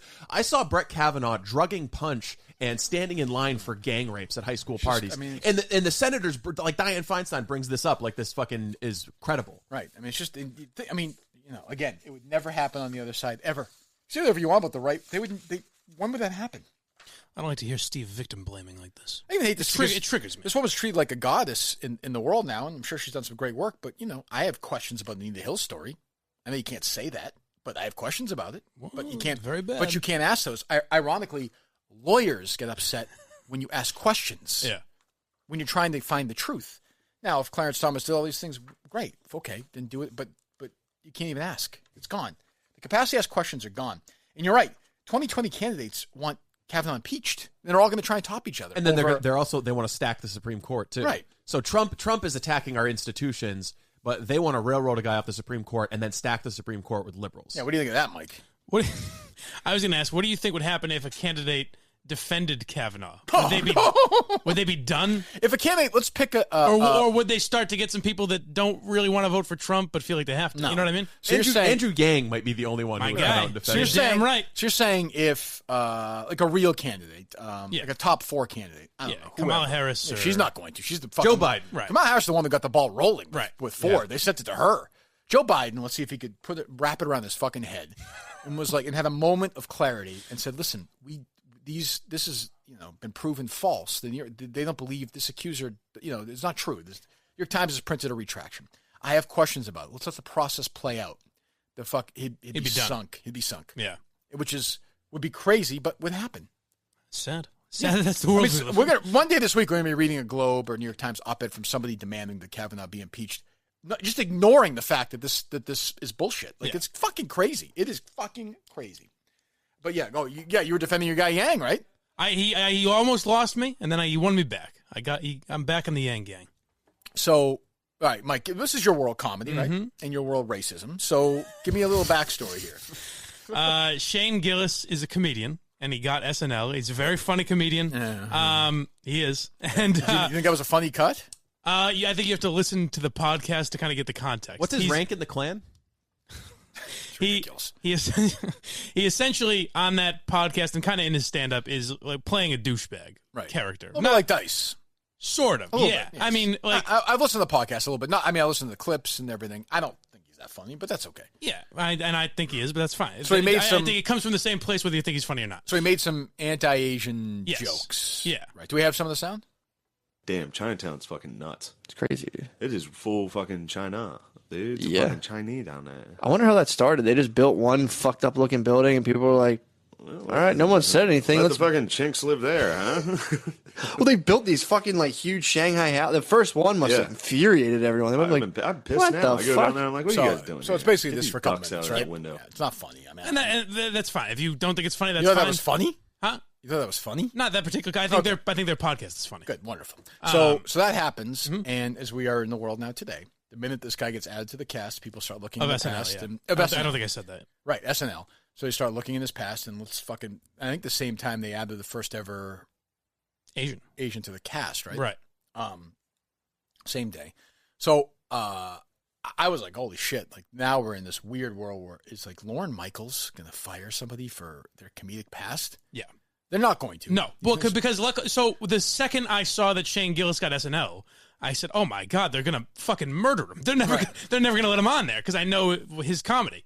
And I've heard comedians that are friends with Shane Gillis say that they know for a fact that Shane Gillis's management reached out to Lorne Michaels and said, "Hey, just so you know, the second you announce this, you're gonna get a laundry list of podcasts that he's done and jokes that he's made and shit like that." And they said, "All right, well, we'll look into it." So to NBC's credit, I think they knew this was coming and still hired him. I think Lorne Michaels is the one guy left who can get away do with that. Now, he is obviously crazy lefty, and we've made fun of how they've been, they'll never make fun of a Hillary Clinton or a Michelle Obama or the way they make fun of a Donald Trump or Melania Trump. Or the way they used to make fun of Bill Clinton. Right, or Al correct. Gore. Yeah. They make fun of Sarah Huckabee for being fat, but they would never do that for somebody else, right? So we understand there's that standard. Hallelujah, all that shit. But if he got rid of somebody for telling off-color jokes, Lorne Michaels and Saturday Night Live, I think that show would be dead anyway. I think it's dead anyway, but... I mean, that would be like the death rattle. People for people who care. People forget there was a writer named Katie Rich who tweeted a joke about Barron Trump, and she got fired for that. That's true. So there's precedent That's for true. it. That's true. But yeah, it would have been bigger, I think, if it was a cast member. And it seemed, I don't understand why the answer, and I'm sure it will be, that in the first episode of SNL this season, Shane Gillis and the Asian guy, I forget his name. Oh God, I hope not. Will probably do some sort of a sketch together. I guarantee. I think maybe do like an apology or something. Oh no. Okay, yeah. It'll be some weekend update thing. Right. I'm guessing. Well, I hope it's funny. Yeah, that would be a good solution. Which it seems like that would be the answer rather than, this guy has to be fired. Well, but your guy Yang stepped up. He did. He said, "Let's have a talk about it." And he said, I don't. He goes, this is the one point I didn't agree with him on. He goes, I like comedy that makes you think.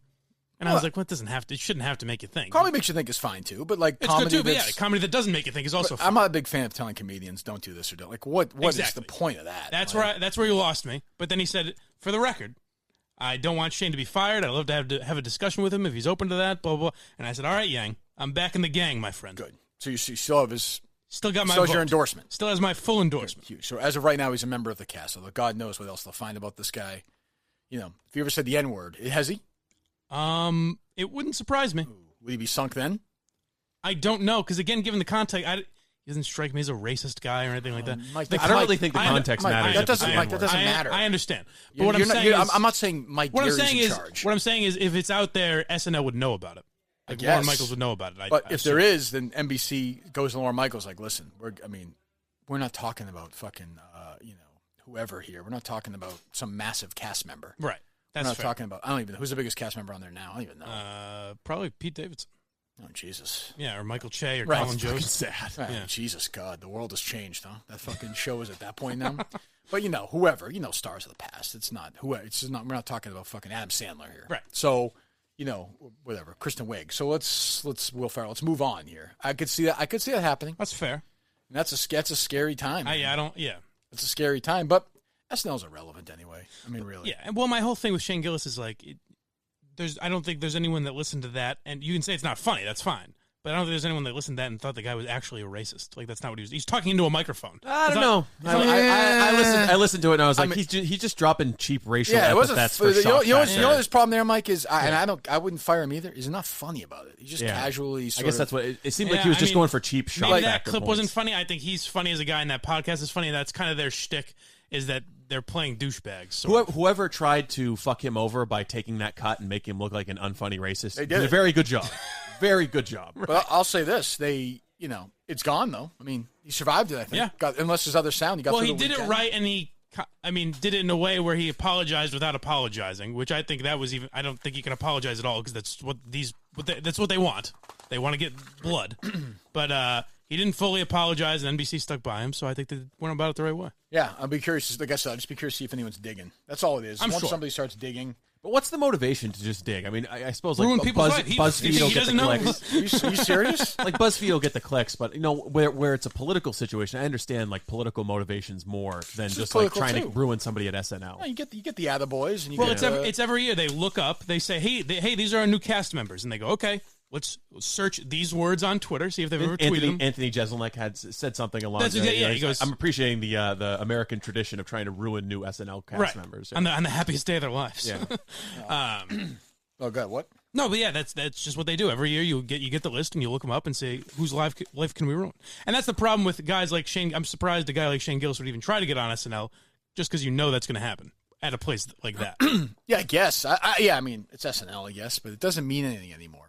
Like, there's no, I don't know. Does anybody give a fuck about SNL? No prestige to anybody it? talking about it other than this? They'll talk about it, yeah. When Eddie Murphy will be on, and Eddie Murphy will, but then they'll do something about Trump, and people will act like it's hilarious. And yeah, yes, are they going to bring Alec Baldwin on again and do Trump? Oh yeah, Jesus. Fucking awful. Oh yeah, awful.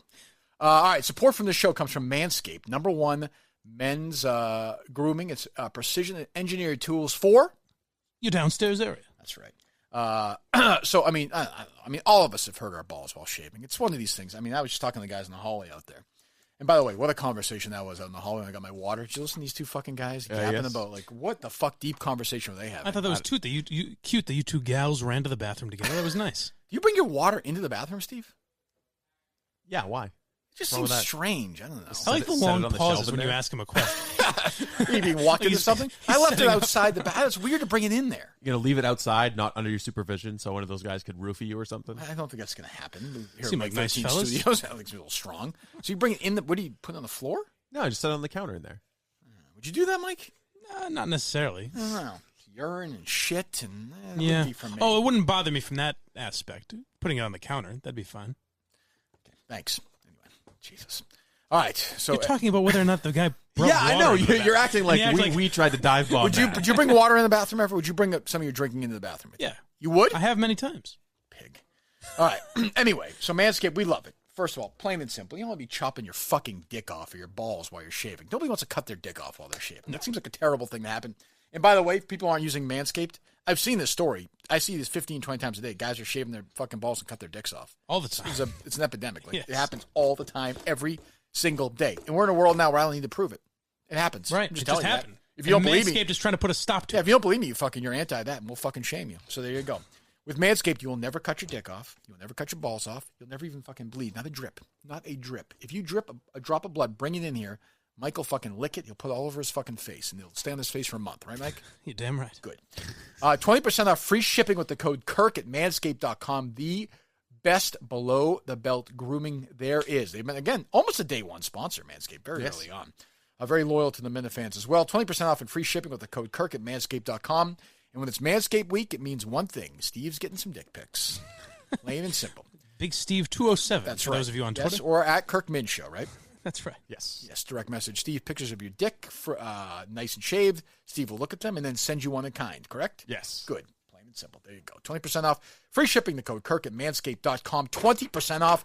Free shipping, manscaped.com. Use the code Kirk. K-I-R-K.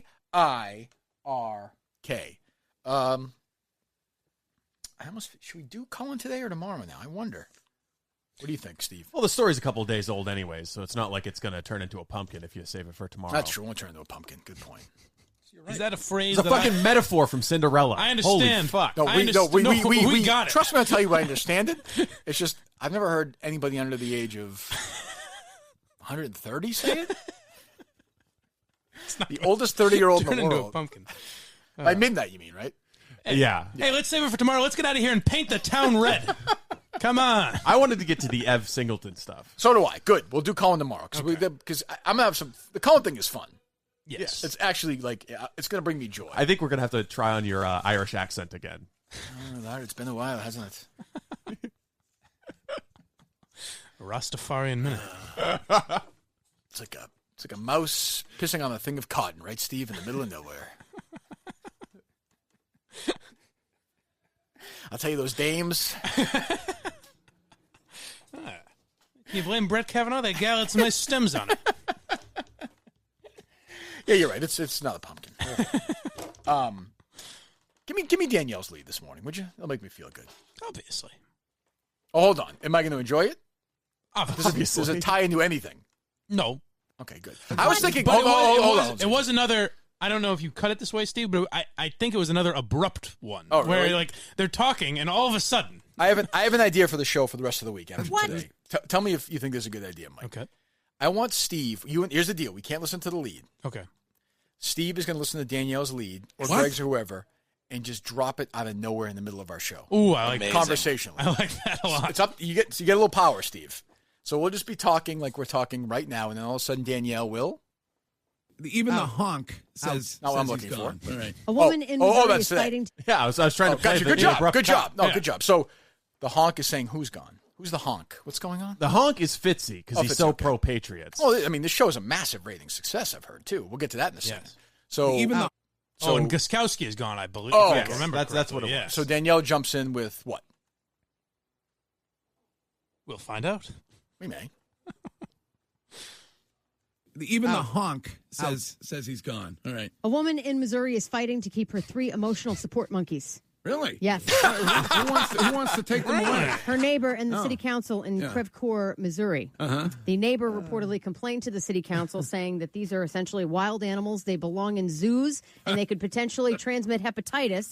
But this woman's been working with the primates for 20 years, and she said because of a PTSD-related incident many years ago, she needs them by her side. No wonder the show has better ratings than yours. Emotional support. We have reached a sad point of no return. Okay, there you go. Jesus. Danielle, just coming out of nowhere. Did Greg say we've reached a sad point of no return? That doesn't intrigue you to hear the rest of it? He's right. Yeah, let me hear the rest. Go ahead. Well, speaking of emotional support, we have reached a sad point of no return when it comes to being able to man up or person up these days in this world. There is a man. How is this going to end? There is a man. This is a sad point of no return. There's a man in Florida. What is he doing that has destroyed Greg Hill's confidence and masculinity? It's a man who will, I don't know, not watch any fucking Clint Eastwood. I don't know. I don't know. I can't even. New Zealand. Oh, Jesus. Man from New Zealand. I can't. He's boycotting. Oh, yeah, go ahead. Macaroni and cheese. Oh, is that available? Are they having that somewhere? News today, who knew that he was getting fired, so he brought an emotional support clown. Wait a minute. They're doing back-to-back emotional support stories? Yeah. Okay. I have no problem with that. Go ahead. This is the biggest story of the day. The clown sat there with 3 balloons while the man was fired. Oh, my God. And while the Boston firing clown was there to support the grown adult, grown-ass man a little bit of, who was what's getting his face fired there, from Mike? his Tommy job. Smokes? No, the guy from Philly there. Who's the guy from Philly? Our buddy, the guy you mocked until you found he was paralyzed. The guy you killed with your mockery. I don't care. What am I going to do about it? Yeah, geez, he died Sunday, huh? That's a shame. Stop, he didn't die. Jesus Christ. You're an asshole. It's really not right. Go ahead. Wiggy's freelancing? Oh, you missed a good 50 inside joke. So, all right. So, Hillman, I listened to this cut. Do you disagree with me on this one, Steve? I'm not sure. I think you might be right. I'm not sure. But because after Mike listened to it, he was like, "Oh, that it means that he was dunking on Kirk's ratings." That's what I thought at but first. it might be he's dunking on Mutt and Callahan's ratings. Dumping. Yeah, dunking. Either they were dunking. Dunking like the Globetrotters. Went to the hole. Yeah. So, Steve's taking a beating today. Steve's more of a Washington Generals fan. Yes. So, all right. So we have a caller. Did it make the air? This red snapper thing? A little bit of it did. So caller Ken calls Laird, They dumped Red Snapper. This pussy Ken Laird. They started dump this red snapper. Well, they either dumped it or they cut it. They clipped it out of the podcast because there is a little bit of red snapper talk. But basically, it's one of your guys, an older caller, calls in, mentions something about Kirk and Callahan, so you know they're on their toes. Right. Greg Hill comes in and starts mentioning something about ratings over his 28 years at WAAF, and then after that, there's a little bit of red snapper talk where Wiggy's like, "What the hell's a red snapper?" Oh, great. Okay, let me hear it. The old Kirk and Callahan, Mutt and Callahan. You got to lay off my Mutt. That's my monkey, not yours. I put him in that cage, pal. Mutt. I love Mutt. I mean, Curtis is all over Mutt. So Greg, having that event next week? Tim. Yeah. What have I said about Mutt? Jesus, Craig. Well, moving on. No. They're having this event. No. You got next week. You're playing radio caller hardo right now. So what did I say about Mutt? Oh my God, Greg! This is the most energy I've heard you had in about a month. I got low energy. I got low energy. That's why I've been doing this for a considerable amount of time. I got a lot of low. My energy is low. Greg's energy is low. Yes, that's why. That's why. Right? By the way, that's why we never heard of you. That's why. What's that? In Worcester, right? What's that? You've been doing it for 28 years in Worcester. No, I've been doing it right upstairs, Tim. It's tough with better ratings than the show that you're talking about. Okay, so I'm going to pause here quick. I'm going to assume that he's talking about me and Jerry, I guess. That's what I thought he meant. So, I don't know. Kirk and Callahan was on a long show, whatever, 2.5 years or whatever. I mean, Greg never sniffed us in the book. I'm happy to read the numbers. I'll just look up. So, I guess they got off to a better start than we thought they did. I didn't think that 2.9 was right. So their first weekly, they did pretty well. I think they finished first with a 9 or something. Oh, wow. Really? In each of the 4 weeks, they've gone down each week. So now they're in the 7s, and they keep going down. They're not winning. I mean, they lost last weekly by 3 or 4 points to Touch and Rich. Yeah. The last fall, I'll just compare fall to fall. I wasn't on the air last fall. Last fall, I was there, and I mean, I'm happy to look at Sports Business Daily. We did a 13. Right. So I don't know. That feels like a good number. How many morning shows in America do you think we're doing 13s in major markets? I'm going to say 1. I took it to mean not that this show is doing better than Kirk and Callahan. Mutt and Callahan? No. I heard it as his show on WAAF was doing better than Kirk and Callahan. Yeah. Oh, well, that's I think he was bragging about his AAF. Let's call the EI number now. Let's try and get it. Call him up. 617-779-7937. Another What, I just want to edit this out of the podcast. Well, no, we're going to say we're 617-779. 793.7. No, what do we have to do to make sure it's on? We're going to say we're. You just have to say, hey, I'm recording this. Right. Let them know you're recording. They take a lot of phone calls. They could be doing like it could be busy because they could be doing whatever. That's true. What's your favorite? Right. Would they talk about something as stupid as what's your favorite hot dog? True. Hello. The producers are giving up. This is Bob and Sherborne. What the fuck? Cross Insurance works with top carriers to provide maximum value to you. I know it's back on. We'll try him again in a few minutes. They're almost done. We'll try him again. So, I mean, you think Greg was saying he beat us? That's what it sounded like. He was saying his AAF ratings were better than what was on EEI. When he said, but I mean, that's not even. We all know that's not true. I mean, that's insanity. Course, yeah. I mean, that's not even like putting. I'm trying to break down what he said because it's so crazy that I don't know. Let me play it again. Yeah. Well, I don't want to hear it. It's so long. Can we play the last? Yeah. Just the part where he talks about ratings. Yeah. You've been doing it for 28 years in Worcester? No, I've been doing it right upstairs, Tim. With better ratings than the show that you're talking about. Now, see, I took it as him saying they're doing better ratings right now than Mutt and Jerry were doing at the end. No, he says, I've been doing it for 28 years with better ratings than the show you're talking about. But he brought the show the caller was talking about was. But I don't even. I'm not even mad because it's so like there's ratings. Everyone pulls their dicks out, right? And whatever. But that's not even. Not even close. I would guess Greg did a 4 or 5 that book. I don't know. Which is fine. I mean, I'm reading a story here. I don't even know what. I don't even understand. I don't even understand where we could be coming from on that one. Do you want to hear him trying to figure out why a caller would be talking about red snappers? Yes, I would. That I would like to hear. The great thing. I had a question about the event next week. What event? No. So clearly something was dumped out. Right there. Yeah. So we don't know what that was. So they're doing something where I heard this where they're going to have breakfast at Fenway with the listeners. Oh, yeah. Because they love the listeners, and then they're going to watch the game together. It's cool. Breakfast and lunch. Now, with them. if Greg Hill is really saying, and I've been nice to him so far, I really have. If he wants to do this, we'll do it. Like, I'm happy to go all in. If he really wants to go to war, we can go to war. No issue at all. But, he better just say you're fucking wrong about that, man. I mean, you're about to lose your first book. He could have been talking about Mutt and Callahan. That's possible. I even say a year ago in the fall, all I care about is book to book. Mutt and Jerry were doing better ratings. Now, a lot of it was because people thought it was coming back. Yeah. Like, Jerry doesn't like to hear this, but once I left, the reason why they got rid of his old ass, right? I mean, that's why I want him on here. I mean, Jesus. I'm kidding, Jerry. Why don't you acknowledge that we finished second in that book? Why do you always got to take shots at me? But Jerry, I'm going to guess Jerry and Greg went head-to-head for 80 books, right? Yes. Yeah. I think Greg beat him once. He did beat him one book. He did. Once. One time. 79-1. Right. So technically... I guess I wasn't there for it. Maybe I was even. So maybe I think I was. So technically Greg's telling the truth. There you go. But I know he never beat Kirk and Callahan. And by the way, no, he didn't. I mean, it was never... We would get the ratings every week. Joe Zarbano would come in, or Kevin Graham, whoever the program director was, and say, okay, you guys finished first, or Touch and Rich finished first, you finished second. We never even heard, nobody else even mattered. Nobody else was even close. It's just always the way it was. I mean, that's not even against, that's just not even a big deal, but it's just the way it was.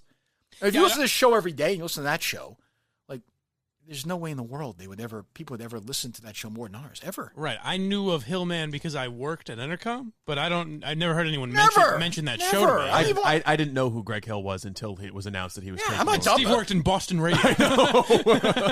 I know, I don't know. Let's try EI again. Give him another call. Hello, who's this? What's that?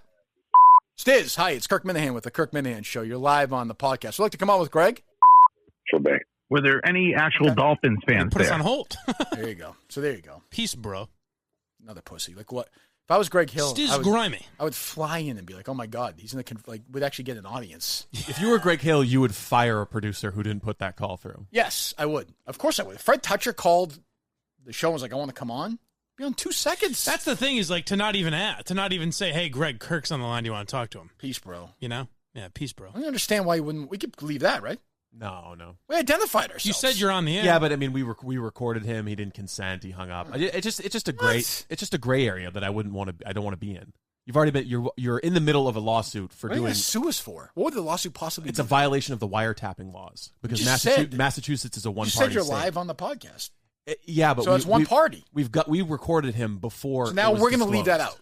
So they can come on tomorrow and say, we called in. They didn't have the guts to put on the podcast because you're a pussy. We can just cut out his part. I don't bleep out his part. I don't want to violate wiretapping laws. It's a one-party state. Yes. So how are we violating it?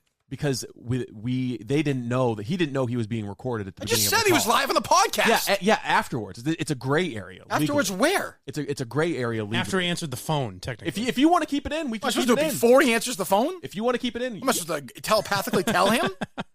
Right.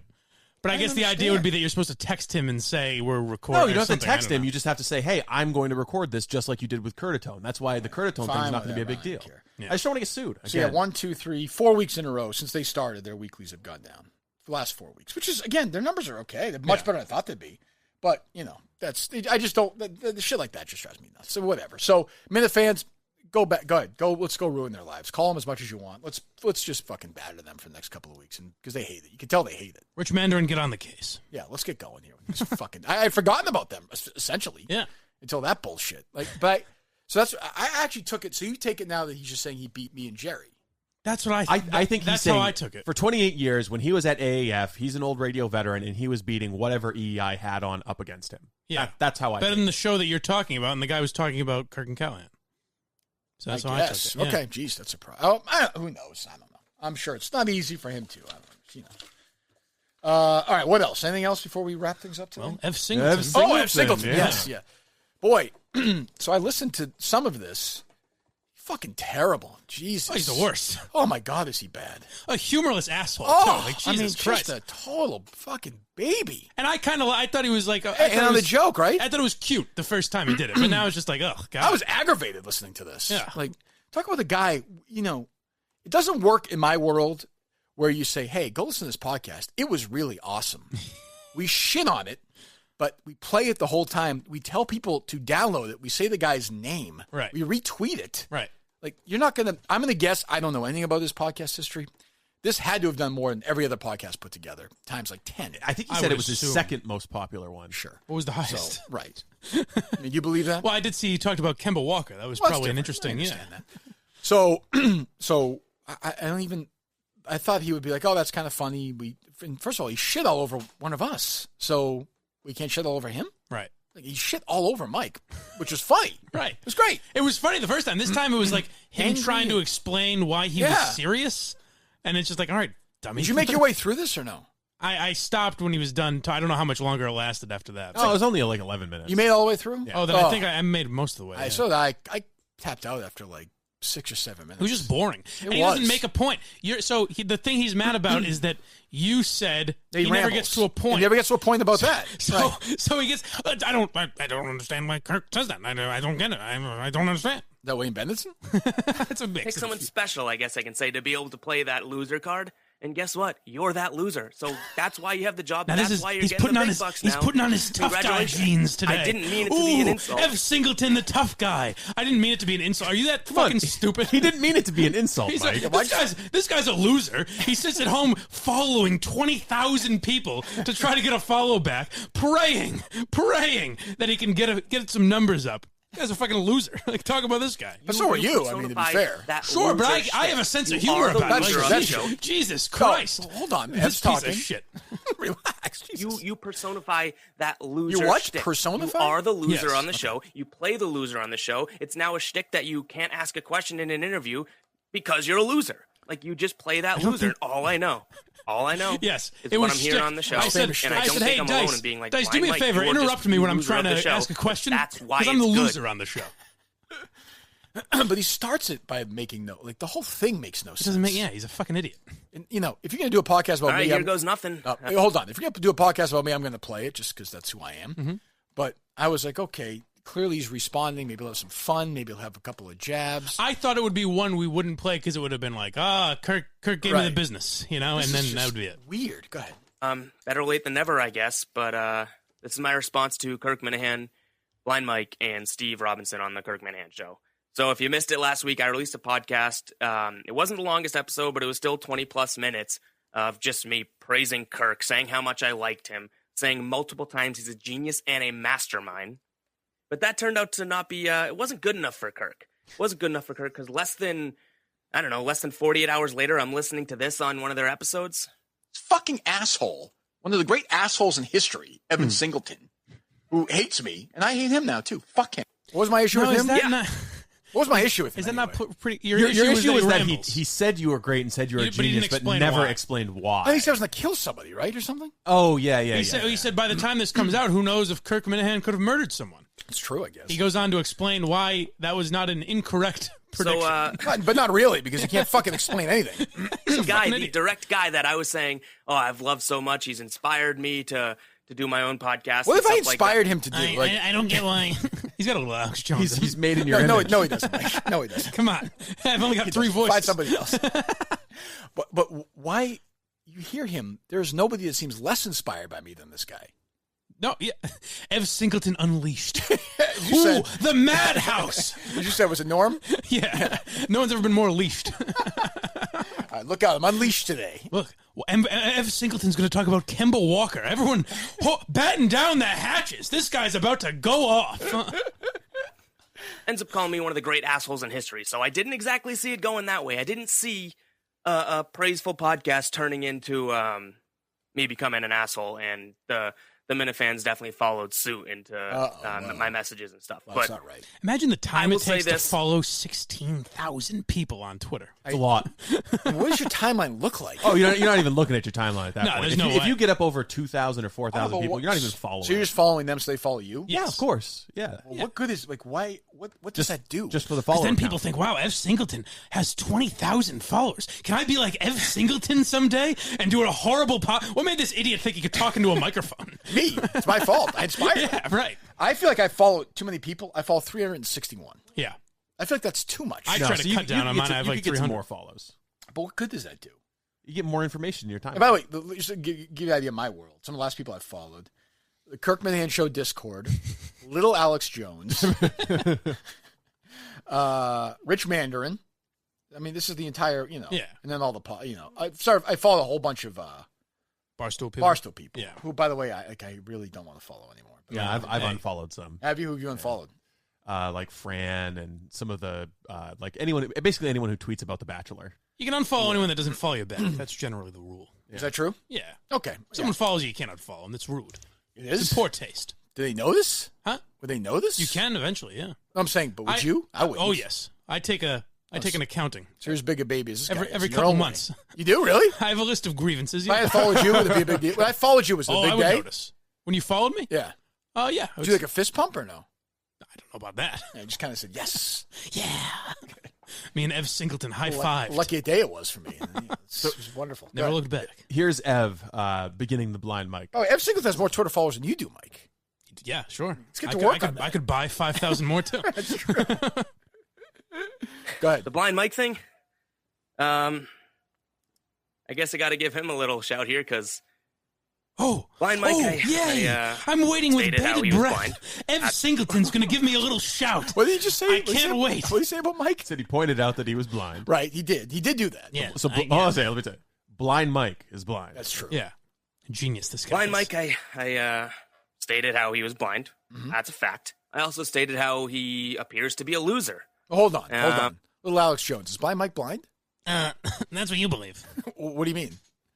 I don't know what I'm doing anymore. I'm trying to work on the Ev Singleton now. I don't think I have to give that much more. I think it would be saying putting chemicals in the water that turn the friggin' frogs gay. I think we're saying goodbye to Ev Singleton got his followers. He bought them. Exactly. I think Ev Singleton will be leaving us in a few minutes. Open and shut case on this. Even Alex this Jones one's exactly what it looks like. Which I will also stand by. Maybe me somehow accidentally intertwining the two wasn't the best look for me. No pun intended. Wasn't the best for me. I don't know if that came across correctly. Yeah, look, you're blind. That's not a pun. Not a great look. That's a great look. I get that all the time on Twitter. Like, God forbid I say the word I saw. Like, I saw Dice Clay on Friday. Did you see him? It's like, oh, boy, you are original, friend. Mike, I know it's tough with the burden of all those Twitter followers responding to your tweets. I understand. Right. This can't be easy. Nice to have a few real ones. Can't be easy. That's all I'm saying. What a war this is. You're fighting on multiple fronts. You got Ev Singleton. You got Tommy Smokes. Steve is really trying to push this Tommy Smokes rivalry. Like I said, I'm more interested in Colleen Kelleher on a lot more. Do you think Colleen could beat Kelleher in a hot dog eating contest or no? No. See, the thing is, Kelleher, you've got that crazy factor that you can't discount. He's going to be tough to beat. He could swallow those hot dogs whole. Yeah, I think that could be redemption for Kelleher if he beats Steve and That's proves true. that Steve was lying about all this. There's no question Kelleher beats me in this. Yeah, Kelleher. We'll get him to listen to him. Kelleher's so crazy that he won't know he's full. You know what I mean? Like his mind is so warped. He might just vomit. He's eating his fingers by the end. Yeah. What's that? There's some disease that's called that where they. I know what you're talking. Where they just eat objects and. Yeah. I remember Artie did a whole thing on it one time. Shit, I forget what it's called. But go ahead. I think it's called Pico, right? Go ahead. Where people just eat. Just play the many fucking blind sound. young kids out there that are aspiring to be able to do stuff like Blind Mike. I like that he's going on his apology tour now. If I a offended loser anyone, on a there show. are many young blind He kids. has no. Again, you know I what said it to you. I messaged you. I said, I'm telling you, this was supposed to be a compliment. He messaged you? Yeah. Oh. You know what this is? You said it. He's just a fucking dummy. Yeah. Like he has no brain. He has no he's sense of- humorless. Yeah. There's just nothing. Yeah. There's nothing attached to it. I can't imagine him ever having told a joke. How is he inspired by what I do? I don't even get it. That's what I always wonder about guys. Like, Like isn't do any social issues? No humor. No nothing. No character. Nothing. Not a thing. Where's the influence? He's an idiot.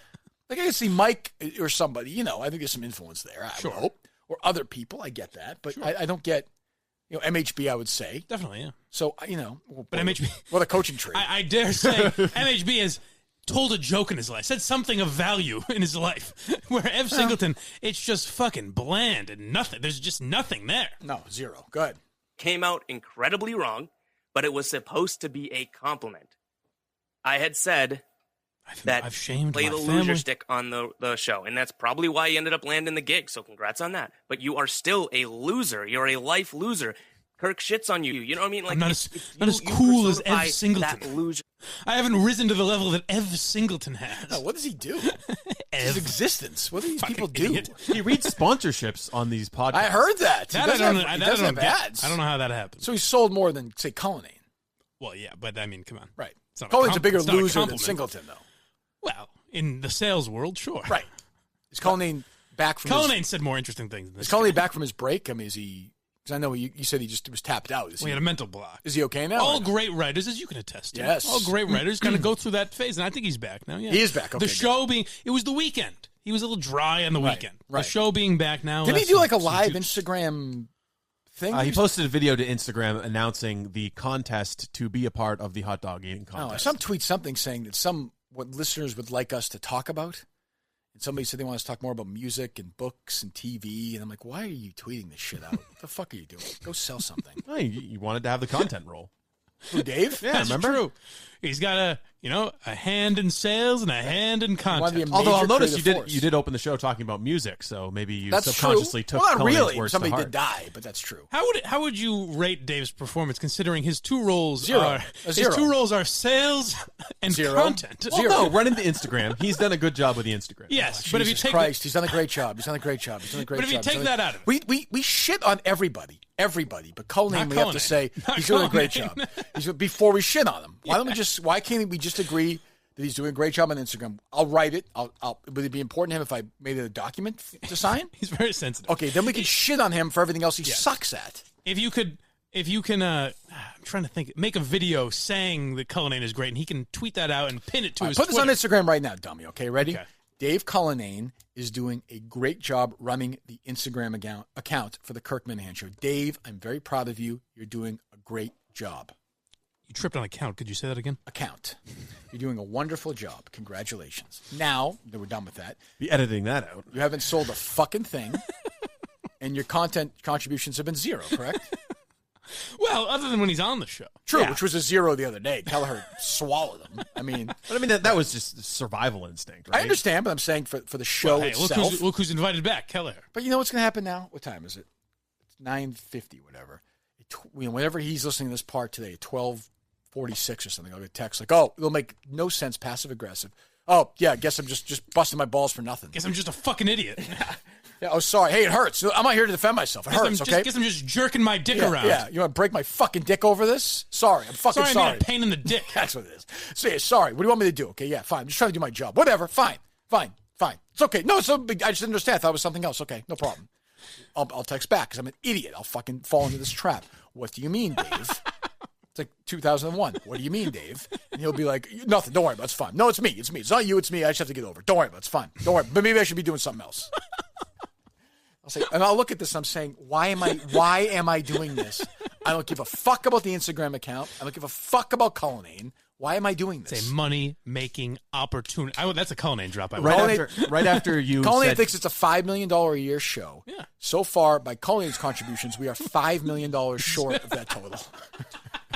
After you announced you wanted to have the hot dog eating contest, I think between Cullinane and Kelleher, they contacted every single hot dog producer in the East Coast of the United States. God knows there's a lot of money there. That hot dog money is unbelievable. That's what they always say. Especially, it's always a good time for the hot dog season too, the fall. But people are done with summers and barbecues. That's when people really start spending money on the hot dogs. Maybe that's when they need to advertise. I guess so. Kelleher is telling hot dog producers that we have weekly sales calls. Kelleher and I. Come again? We have weekly sales calls. He wrote in an email to somebody. That's cool. Oh, did you email me this? Yes, he so wrote Rich in an email to Kelleher somebody. Is when he's representing the Kirk Minihane Show. What do you guys talk about in your weekly as a calls? salesperson? Oh, I believe that Kelleher has weekly sales calls.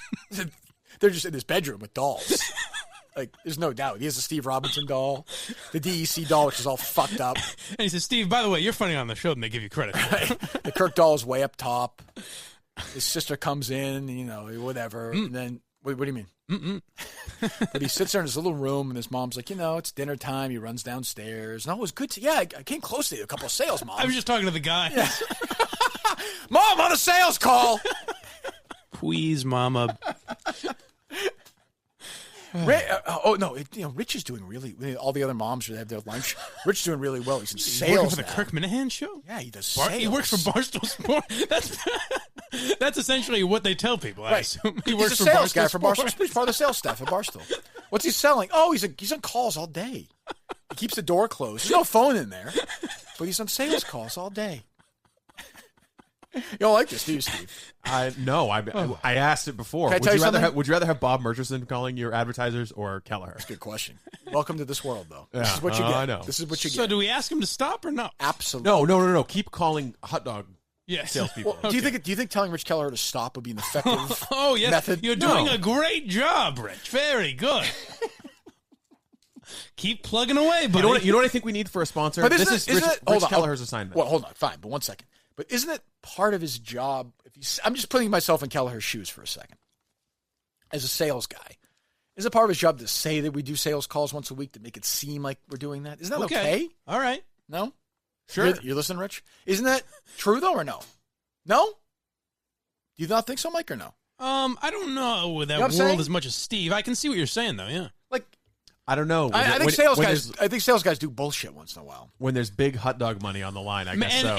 And it's a difficult position for Rich to be in because he's trying to make himself look like part of the team and not some crazy crazy fan that is just calling people random. Yeah, there's no way he comes across like that. No, that's what I'm saying. Yeah, right. Yeah, he's trying to not look like that. Right. No, I think he's the top sales guy on the staff right now. By the way, he's made this hot dog deal. Rich Kelleher, okay, no money, but he got a bunch of hot dogs.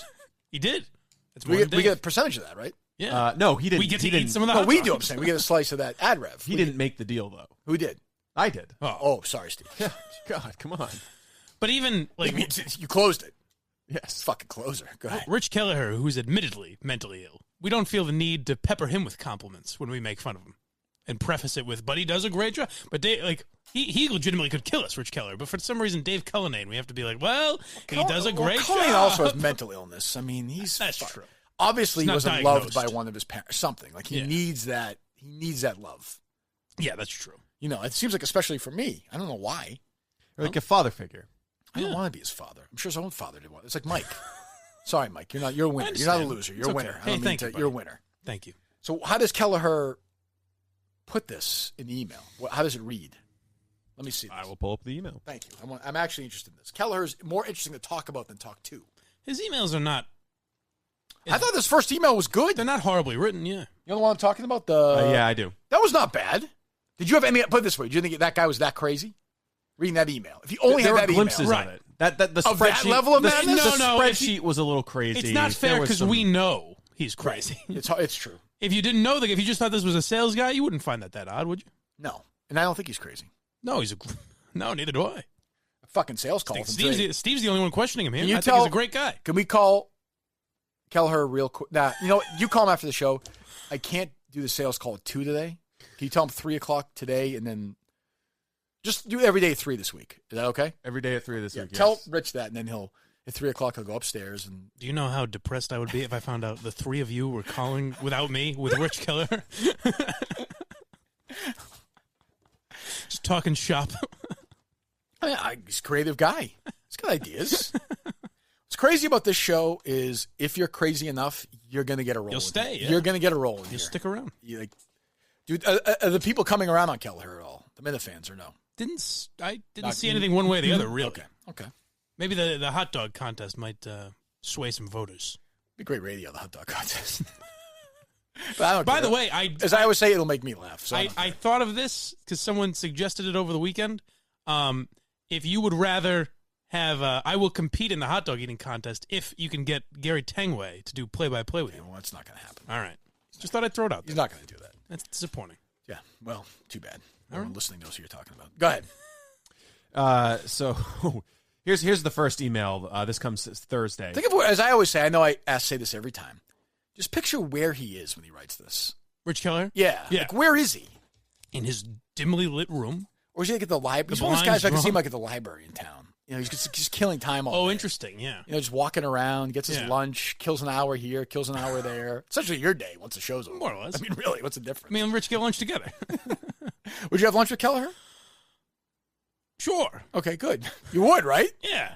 Yes. I definitely would. All right, well, you're coming along on the next sales lunch then. All right. We're going to do another sales lunch with Rich this week? Jesus, it's fine, but it was 3 hours last week. It's only Monday. We've already had 2. And this guy, man, the shrimp towers, the legal seafood, right. It never ends. The wine, it's fine, but he's a sales guy. It's what they do. Right. Go ahead. So this is an email to somebody, some hot dog, some hot dog tycoon. Putting our fucking name on it, my name, Steve's name. Is it signed Rich Kelleher, KMS sales? No, it's signed Rich, and then there's a link to the podcast on Stitcher, which I think might be in his email signature. Jesus Christ. Hey, Dan, it was great speaking to you earlier. I really enjoyed the conversation. As we discussed, the Kirk Minihane Show is one of the top podcasts in the Boston and New England area. I know it sounds a little crazy, but the show will be hosting a hot dog eating contest after speaking about Red Snapper hot dogs over 2 weeks. I know you mentioned that you are currently transitioning out of the hot dog boxes and an impending office relocation. I like that he says, I know this sounds a little crazy. Like the guy on the other end, Kirk Minihane is having a hot dog eating contest? Can I just say, so far, if you don't know anything, this is a perfectly reasonable email. Yes. No? Yes. I would love to introduce you to the show's executive producer, Steve Robinson, copied here, who I mentioned is also a Maine guy. He is the one who introduced this world to the Red Snapper hot dog and will be partaking in the hot dog eating contest as well. Steve, I mentioned Kirk's ability to give phenomenal ad reads, and Dan noted he would like to listen to a few of them. And I'd be remiss if I didn't say Steve would be an ideal spokesman for Box of Maine, but I regress. Okay, digress. Digress? But I regress. Well, that's true. I think we all have listening to it. Is he right? But I regress? But I regress. Okay. All right, so he gets some words wrong. That's fine. That's funny, though. Who among us? So where's the sales thing? Great speaking to you today, Dan. I'm sure either Steve or I will be following up with next steps. And by that point, I had already gotten Bean's meat, so I just. Where's he talking about the daily sales call? Hang on, let me look another. I have no problem. This email to me seemed fine. Pretty professional. No, we're team closer here. Yeah, I mean, Colleen can't write a fucking email like that. He'd be swearing left and right. Let me tell you fucking something. You want buddy. a fucking hot dog? You have a fucking hot dog down your throat if you don't fucking make the deal with me. You understand that? Hey, you know what a hot dog looks like, pal? You ever seen Real Manhood? Yeah. So following up with another hot dog tycoon. Hi, Barry. Okay, great. I'm so happy to hear that, as I truly believe this would be a great partnership. Let me connect with Steve next week during our weekly sales call, and I will get back to you. Okay. Keep an eye out for a letter with the show stickers. I mailed it yesterday. I have no... what's your issue with that? I don't have a problem with that. What is your issue with that? Did you don't actually have a weekly sales call with him? What's he going to say? Hey, I'll find his phone number somehow. Yeah, next time I come in, they beat me. Like my problem is it's fine when he's talking with like hot dog stands, people who are never actually going to be able to afford to advertise on the show. Right. But when he starts calling national clients, people who could potentially say he calls Cumbies, okay? Cumbies could potentially be I guess he's probably already done. Yes. Yeah. So and Cumbies wants to advertise, and then I'd love to have him, and then he wants a 15% cut. Oh, it's his. All right, there you go. Come out of your end, but yeah, it's it. Yeah, exactly. Cullinane, And Mike's. Cullinane wants 20% plus like 35% going to some advertising agency. Yeah. So your issue's not with the sales call thing then? No. If he wants to pump himself up and pretend, you introduced the whole thing by saying he has sales calls. I think it might be therapeutic for him to be in this world pretending like he's a salesman. I don't, but that's okay. All right. I'm not gonna throw cold water on him. If he's out there hustling, he's out there hustling. You've just said you want him to get a 15% cut if he brings in advertising. So breaking news, by the way, here. Oh, what's this? Scott Neary. We're a full go for food sponsor for the live event. Just got approval. Excellent. Oh, wow. So Buffalo Wild Wings will be providing the food for this live show whenever the hell that is. All right. We don't know yet when. Do we know any ideas, Steve? No, I think we're going to get into the new studio, and then we'll be more comfortable. We've also got a trip to New York to plan. So yes, we're going to be going to New York in October. The boys are going to New York as well. Yep. I did not know that. Well, it's not you. Me and Kelleher. Oh, okay. Well, it's a sales thing. Oh, of course. Yeah, he's got my mistake. He's got shit to close there. I've got another update though on the crazies. Barstool investigator wants to come on. Great. Let's have him on. All right. Have him on when? Tomorrow? Yeah, he emailed me over the weekend about Kelleher. Fuck this kid. I'm ready to talk. Ooh. Let's do it tomorrow. Let's have him call in tomorrow. All right. And let's go from the bottom of Barstool to the top of Barstool as well. We'll get Portnoy on this week too. Okay. Because I have some shit I want to talk about with him. We text a little bit over the weekend. Ooh, good shit or bad shit? Well, is it ever always good? No, of course not. Last week you teased a big show announcement, by the way. Yeah, just saying something to get the show over with. I got nothing. I had nothing. Yeah, the hot dog eating contest is a sponsor. That was the big announcement. Okay. Yes. What's it called? Beans Meats. Beans Meats. That's the main outfit. Yes, beansmeats.com. They're all, we'll start, and essentially where we started. The hot dog contest is Friday. Yes. Sponsored by Beans Meats. We'll just say that. Yes. Unless somebody, fine. How many red snappers are they providing? 100. 100 for the 5 contestants. Yes. Of which and Steve's going to eat 3 and win. My prediction is Steve will eat a dozen. Okay. Yes. In 5 minutes. That's a lot. Who's ringing the doorbell? Jesus Some Christ. asshole. Let's kick their ass. All right. So we're going to have 5 people, though. Yes. Okay. Do we need to have... Jesus Christ. I thought that was fucking Moroso. Didn't look like him? That would have been little Moroso. Terrifying. He could be in it. Although Moroso? we don't want to have him here, so... Oh, boy. That's interesting. You just put the fucking bat signal up in the sky. He'll show us. That is interesting. Isn't it? Very much so. It's a potential candidate. I see a little bit of Harlan in Do we Moroso, need to be completely honest. equal? Do we need to have a woman, transgender? Do we need everyone represented? Steve, how do they do it in Maine? I think it's going to be all guys. No, that's how they do it in Maine. Oh, the boys. Yeah. All right. I understand. So, how did you finish second if you can only eat 3 hot dogs in 10 minutes? 5. Is it 5 minutes? This was like 10 years ago. Like 10 years ago. Okay. Yeah. 10-ish. Don't you think you could eat a little bit more when you were in your early 20s? I guess. You were just a little kid then, right? Just a boy. That was you were on your way, and then the gang guy jumped in the middle of it, right? And then, what was the gang member's name? Corn Pop. Corn Pop, got in the way of your hot dog eating, right? Yeah, that's why you didn't win. That's why Harlem won. Just a boy. Listen to this is the former vice president of the United States. The right now shaky front runner for I don't think he's going to get nominated. They made him look so old in that debate. There's a lot of fucking water in my that boat God. right now. And now the problem is there's nobody to if Oprah Winfrey had run, she would have been nominated for sure. Probably. Michelle Obama would have been nominated, don't you think? Yeah.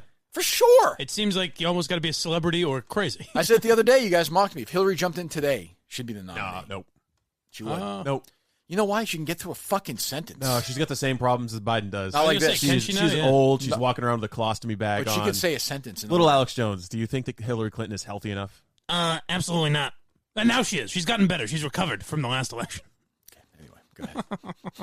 You know what you're talking about. And I was one of the guards, and they weren't allowed to. There was a 3-meter board. And you fell off sideways, you landed on the darn cement over there. And by the way, is Biden smelling anybody's hair during this? I like how he corrects himself from damn to darn because I don't want to offend this audience with the story I'm about to president. Yeah. Bad dude. And he ran a bunch of bad boys. Ooh. And I did. And back in those days, to show how things have changed, one of the things you had to use, if you use pomade in your hair, you had to wear a bathing cap. I don't know. Yeah. It sounds so odd, just in any context, really, for an old white guy in 2017 to be talking about bad boys and stuff for your hair, pulling out chains. He's talking about the time that he almost beat up a black guy. All right. But he apologized to them. But the end of it is, he apologized to the black guy. Black guy, it's no big deal, right? Corn pop. Well, he was coming at the black guy with a length of chain, right? Because a wise old black man told him this guy carries rusty razor blades, so you're going to need. It seems some for chain. an odd picture for that guy to be painting. It doesn't seem in any way connected to reality either. No, yeah. There's a guy named Bill Wright, Mouse, the only white guy, and he did all the pools. He was the mechanic. And I said, what am I going to do? He said, come down here in the basement where mechanics... What's this voice he has on, too? What is this? Southern twang. You know the chain? There used to be a chain that went across the deep end. He's in Delaware, He's cut off. He's talking about the old days. A little less southern charm. So there was a former leader of the NAACP who gave a speech a few years ago and talked about corn pop. Right. So Biden, you think, jumped on this? No, but talked about it in the context of Biden. Oh, so that they're actually saying that this story might be one of the true stories. Like corn pop is more real than T-Bone. Oh, good. Cory Booker's drug dealer. I saw corn pop's obit in one of the papers. Somebody produced it, but that doesn't mean that this story happened. Biden annoys me. I don't want to hear the rest of the story. And corn pop I just said don't play it, dude. Stop playing it. Corn pop was a bad dude. I fucking hate. Why do I hate Biden all of a sudden? I used to have no problem with him. I just hate him. He's just old. Another old guy. Who the fuck is going to be their nominee? Elizabeth Warren?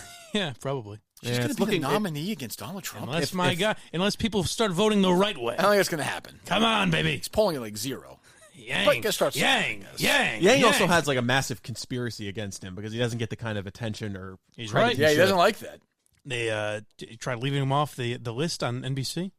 I don't think so, pal. There you go. All right, not for my guy yet. So, all right, so we will do a full reading of Cullen tomorrow. That deserves its time for sure. All right. Barstool investigators, you think? Yeah, we'll cover out 5-10 minutes for him at the end. Okay, never is though, because we'll know right away. Who knows how much insanity this guy will bring? Another wild guy into the MHP is not going to like that we're having this guy on. By the way, no. Oh, right. Could be a confrontation. Yeah, could be. There used to be a show called The Minihane Show with 2 people on it. I used to like it. Now it's just DEC doing his weekend review, which is very good. Yeah, little low energy. Oh, DC? Yeah, he's like the Jeb Bush of the Minifan Show. It's fine. Well, I was fascinated by DEC's bizarre. What the hell's the thing I used to Periscope? Periscope. Yeah, it was a little weird. Creepy, no? A couple times you're just staring at it. It was insight into how you put that podcast together. There's a lot of if you play the sound, we don't need to do that, but he's pausing while he's reading, and he's like, well, I don't care if you don't like this. I don't care. He's responding to all the people. Yeah. just do it. It's okay. Oh, then go listen to something else. The one I heard was he said something about having my phone number, and then all of a sudden he just goes, I'm not going to give you Mike's phone number. I was like, why? I don't think they expect you to. Do you have it? Do you have the Periscope? I tweeted it out. I don't have it cut up. But just jump to anything, because in the middle of it, it's just, there are times where you actually, if you're a hardcore fan of this show, there's some interest in seeing how he puts that show together. I like stuff like that. Yeah. I'm guilty of that. I like it. He does a good job with that, too. Oh, it's very good. Yeah. Yeah. Go to the Minifan Show, subscribe, leave a 5-star rating, whatever you want. It's good. He does a weekend review. It was like 25 minutes this week. I listened to the whole thing. It was funny. MHB, however, was outraged at my decision to cast him out. Mike would stop that other podcast without telling him, knowing that he has... Oh, yeah, stop. Oh, yeah, hold on. I'm sorry, Steve. So, MHB, who is, again, if you rank him, is as fucked up as anybody, got mad at Mike because another Twitter... Is it a parody account?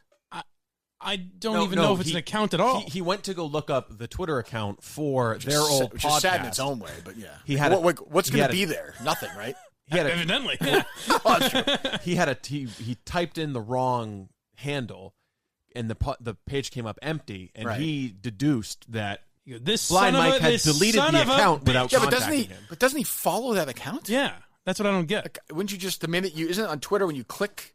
Like, if I click Mike's name, it comes up, and I click on it. Oh, and it easily would have been solved if he said, hey, did you delete the Trash Talk account? And I would reply, no. Right. I mean, right now you're not... by the way, you can confirm this since you got hired. I've never said that you can't do that. There was... I think there was a story... There was something one day where you said, no, you're done. But it was a joke. Yeah, exactly. Language in your contract? There was something in there that made me a little confused as to whether or not I could do it. You can do it. All right. Believe me, nobody at Barstool give a fuck if you do I figured trash not. talk with I figured not, MHP. but just in case, If you guys want to do it under this umbrella, you can do it, okay. I think, as well. No? All right. Maybe? I'll keep that in mind. Sure, we'll get the umbrella out. Yeah, I don't know. What the fuck does that even mean? Get the umbrella. Sorry, it's not a pumpkin, Steve. under the umbrella of the fucking show. Trash talk you know what that means? Turn into a punk. We're going to put it out through your RSS feed? No, but we'll get a different one. All right, so just do it. I don't give a fuck if you do it or not. That's my point. All right. Do 3 a week. I don't care. All right. The problem with doing that show is we would talk about topics that are covered on this show, so it's almost like I'm just rehashing what I've already. Then don't do it, Mike. I don't give a fuck. Okay, why are you breaking my balls over it? I'm not. Stop yelling at me. Okay. I'm sorry. Do whatever you want. Terribly sorry. How'd we get? Oh, we'll figure it out on our own time. Did you reach out to Mama? Baby Mikey won it one more time. You suck at that, by the way. What? There's no, I'll work on the next one. I'm sure I'll lose again. I mean, why would you have that attitude? Maybe you're going to run the table. He could do a second try today. We got one. We got if you would pick the fucking Bills, I think you got to do 2 if that had been the case, though. Oh, God. Jesus. Yeah. Good thing. How about that AFC Kingpin East? Pete losing his shirt. I'm sorry, AFC least. Yes. You hear what I did? Yes, I the like mono. that. The guy's mono. It's very clever. It was mono in 2019. Right.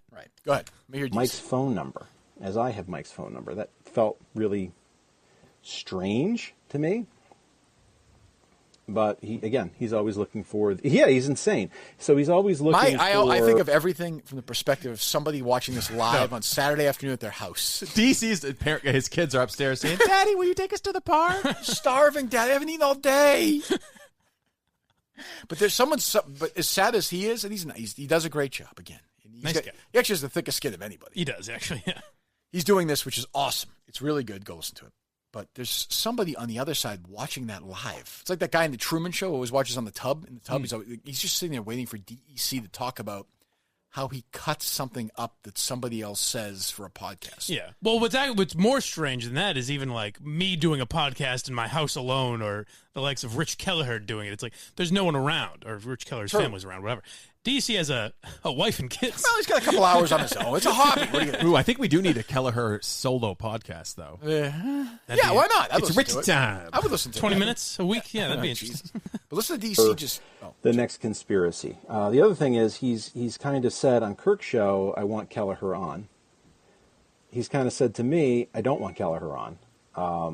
I think I have bad judgment on this because I don't like the guy. I don't want him on. But jump ahead to something else. Some people like he's never in the studio with me, and for whatever reason,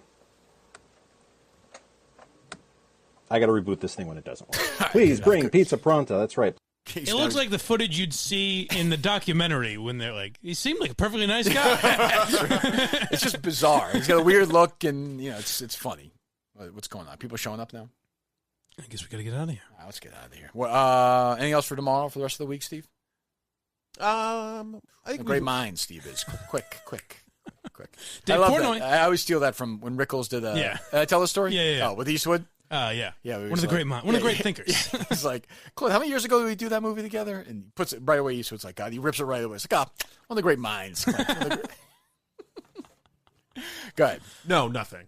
Nothing. No. So as a producer, you have nothing. We'll have no content whatsoever. No, that's a shame. Mike, anything to look forward to this week or not? Well, Barstool Investigator in tomorrow with Dave Portnoy coming in. The hot dog eating contest. Couple shirts available. Shirts available, yes. And the hot dog contest. We are gonna, so we have you, Rich, and a contest winner. How are we gonna fill out this lineup? I suggested a celebrity guest that no one responded to me on. Yeah, I had no interest in that. No. None. All right. I mean, I'm sure you could throwing some shit out. Sure, you could tell I had no interest in that. Yes, I could. I actually looked at it in disgust. It'd be good, I think, but all right. Fine. The microwave thing is an issue, though. No, they'll be warm. You're okay with it? Yeah. Okay, fine. It's not by the books, but we could get a Foreman grill in here. I'm just saying it won't count. I mean, we could grill him easily. He's already setting it up. Somebody would grill him for us. No question. What do you mean? No, we'll use the microwave. Rich Keller can bring his grill in here. Microwave 100 hot dogs? Okay. Yeah. Well, apparently we only need 6. Like when Steve got worked up and we said that it was red, and he's like, you fucking obviously died. We didn't know that. You take this very seriously. Buns or no buns? Well, yeah, you gotta have buns. Okay, I'm just trying to figure out can you dunk them? Yes. Okay, so we already went over this last week. So you have water with you? Yes. All right. You're going to dunk them in and start eating. I like the smugness he talks about this with, and he's only going to eat 3 hot dogs. You're going to eat more than... Did you try having this weekend? Yes. What was the issue? I ate 3 hot dogs. And how long? 6 minutes. 7, 10 minutes. Really? What happened? Oh, he's just warming up, man. Kobayashi and Chestnut, they're much older than you. Yeah, I know. Right? I just lost it. If I ever had it, Yeah. I'm gonna have to sit for a fucking polygraph. Why does it make you laugh, Mike? I don't know. Just because I feel like there's anger there. An aging warrior. One more time. Can he do it?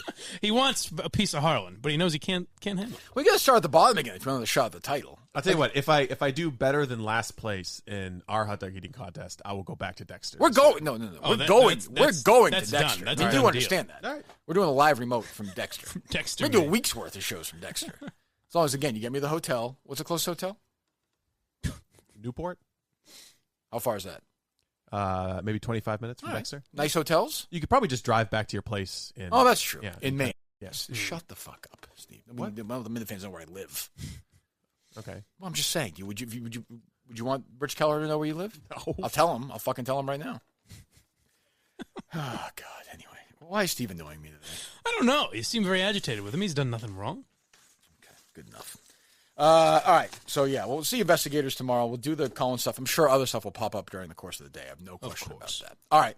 Red 13 Studios. They've hosted Tom Brady, Under Armour, all this stuff. And now they're going to host their biggest event of all on Friday. Yes. The hot dog eating contest. Are they ready? Are they ready for it? Yeah, they're already moving around schedules to get in here. They're going to clean the shit out of the, is it Yes, they're gonna change everything that they do here for a hot dog eating contest. I'm just asking. I mean, is it going to be, place going to look professional out there or what? Let's hope. It's going to look serious event. It's going to be to the level of the first ever Steve Robinson hot dog eating contest.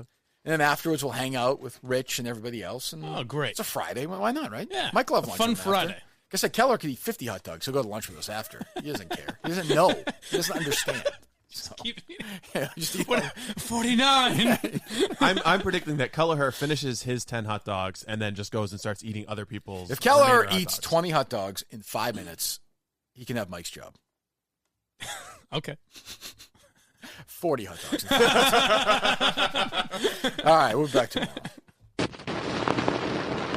This was pretty reprehensible. I don't know how it can be anybody's idea of humor.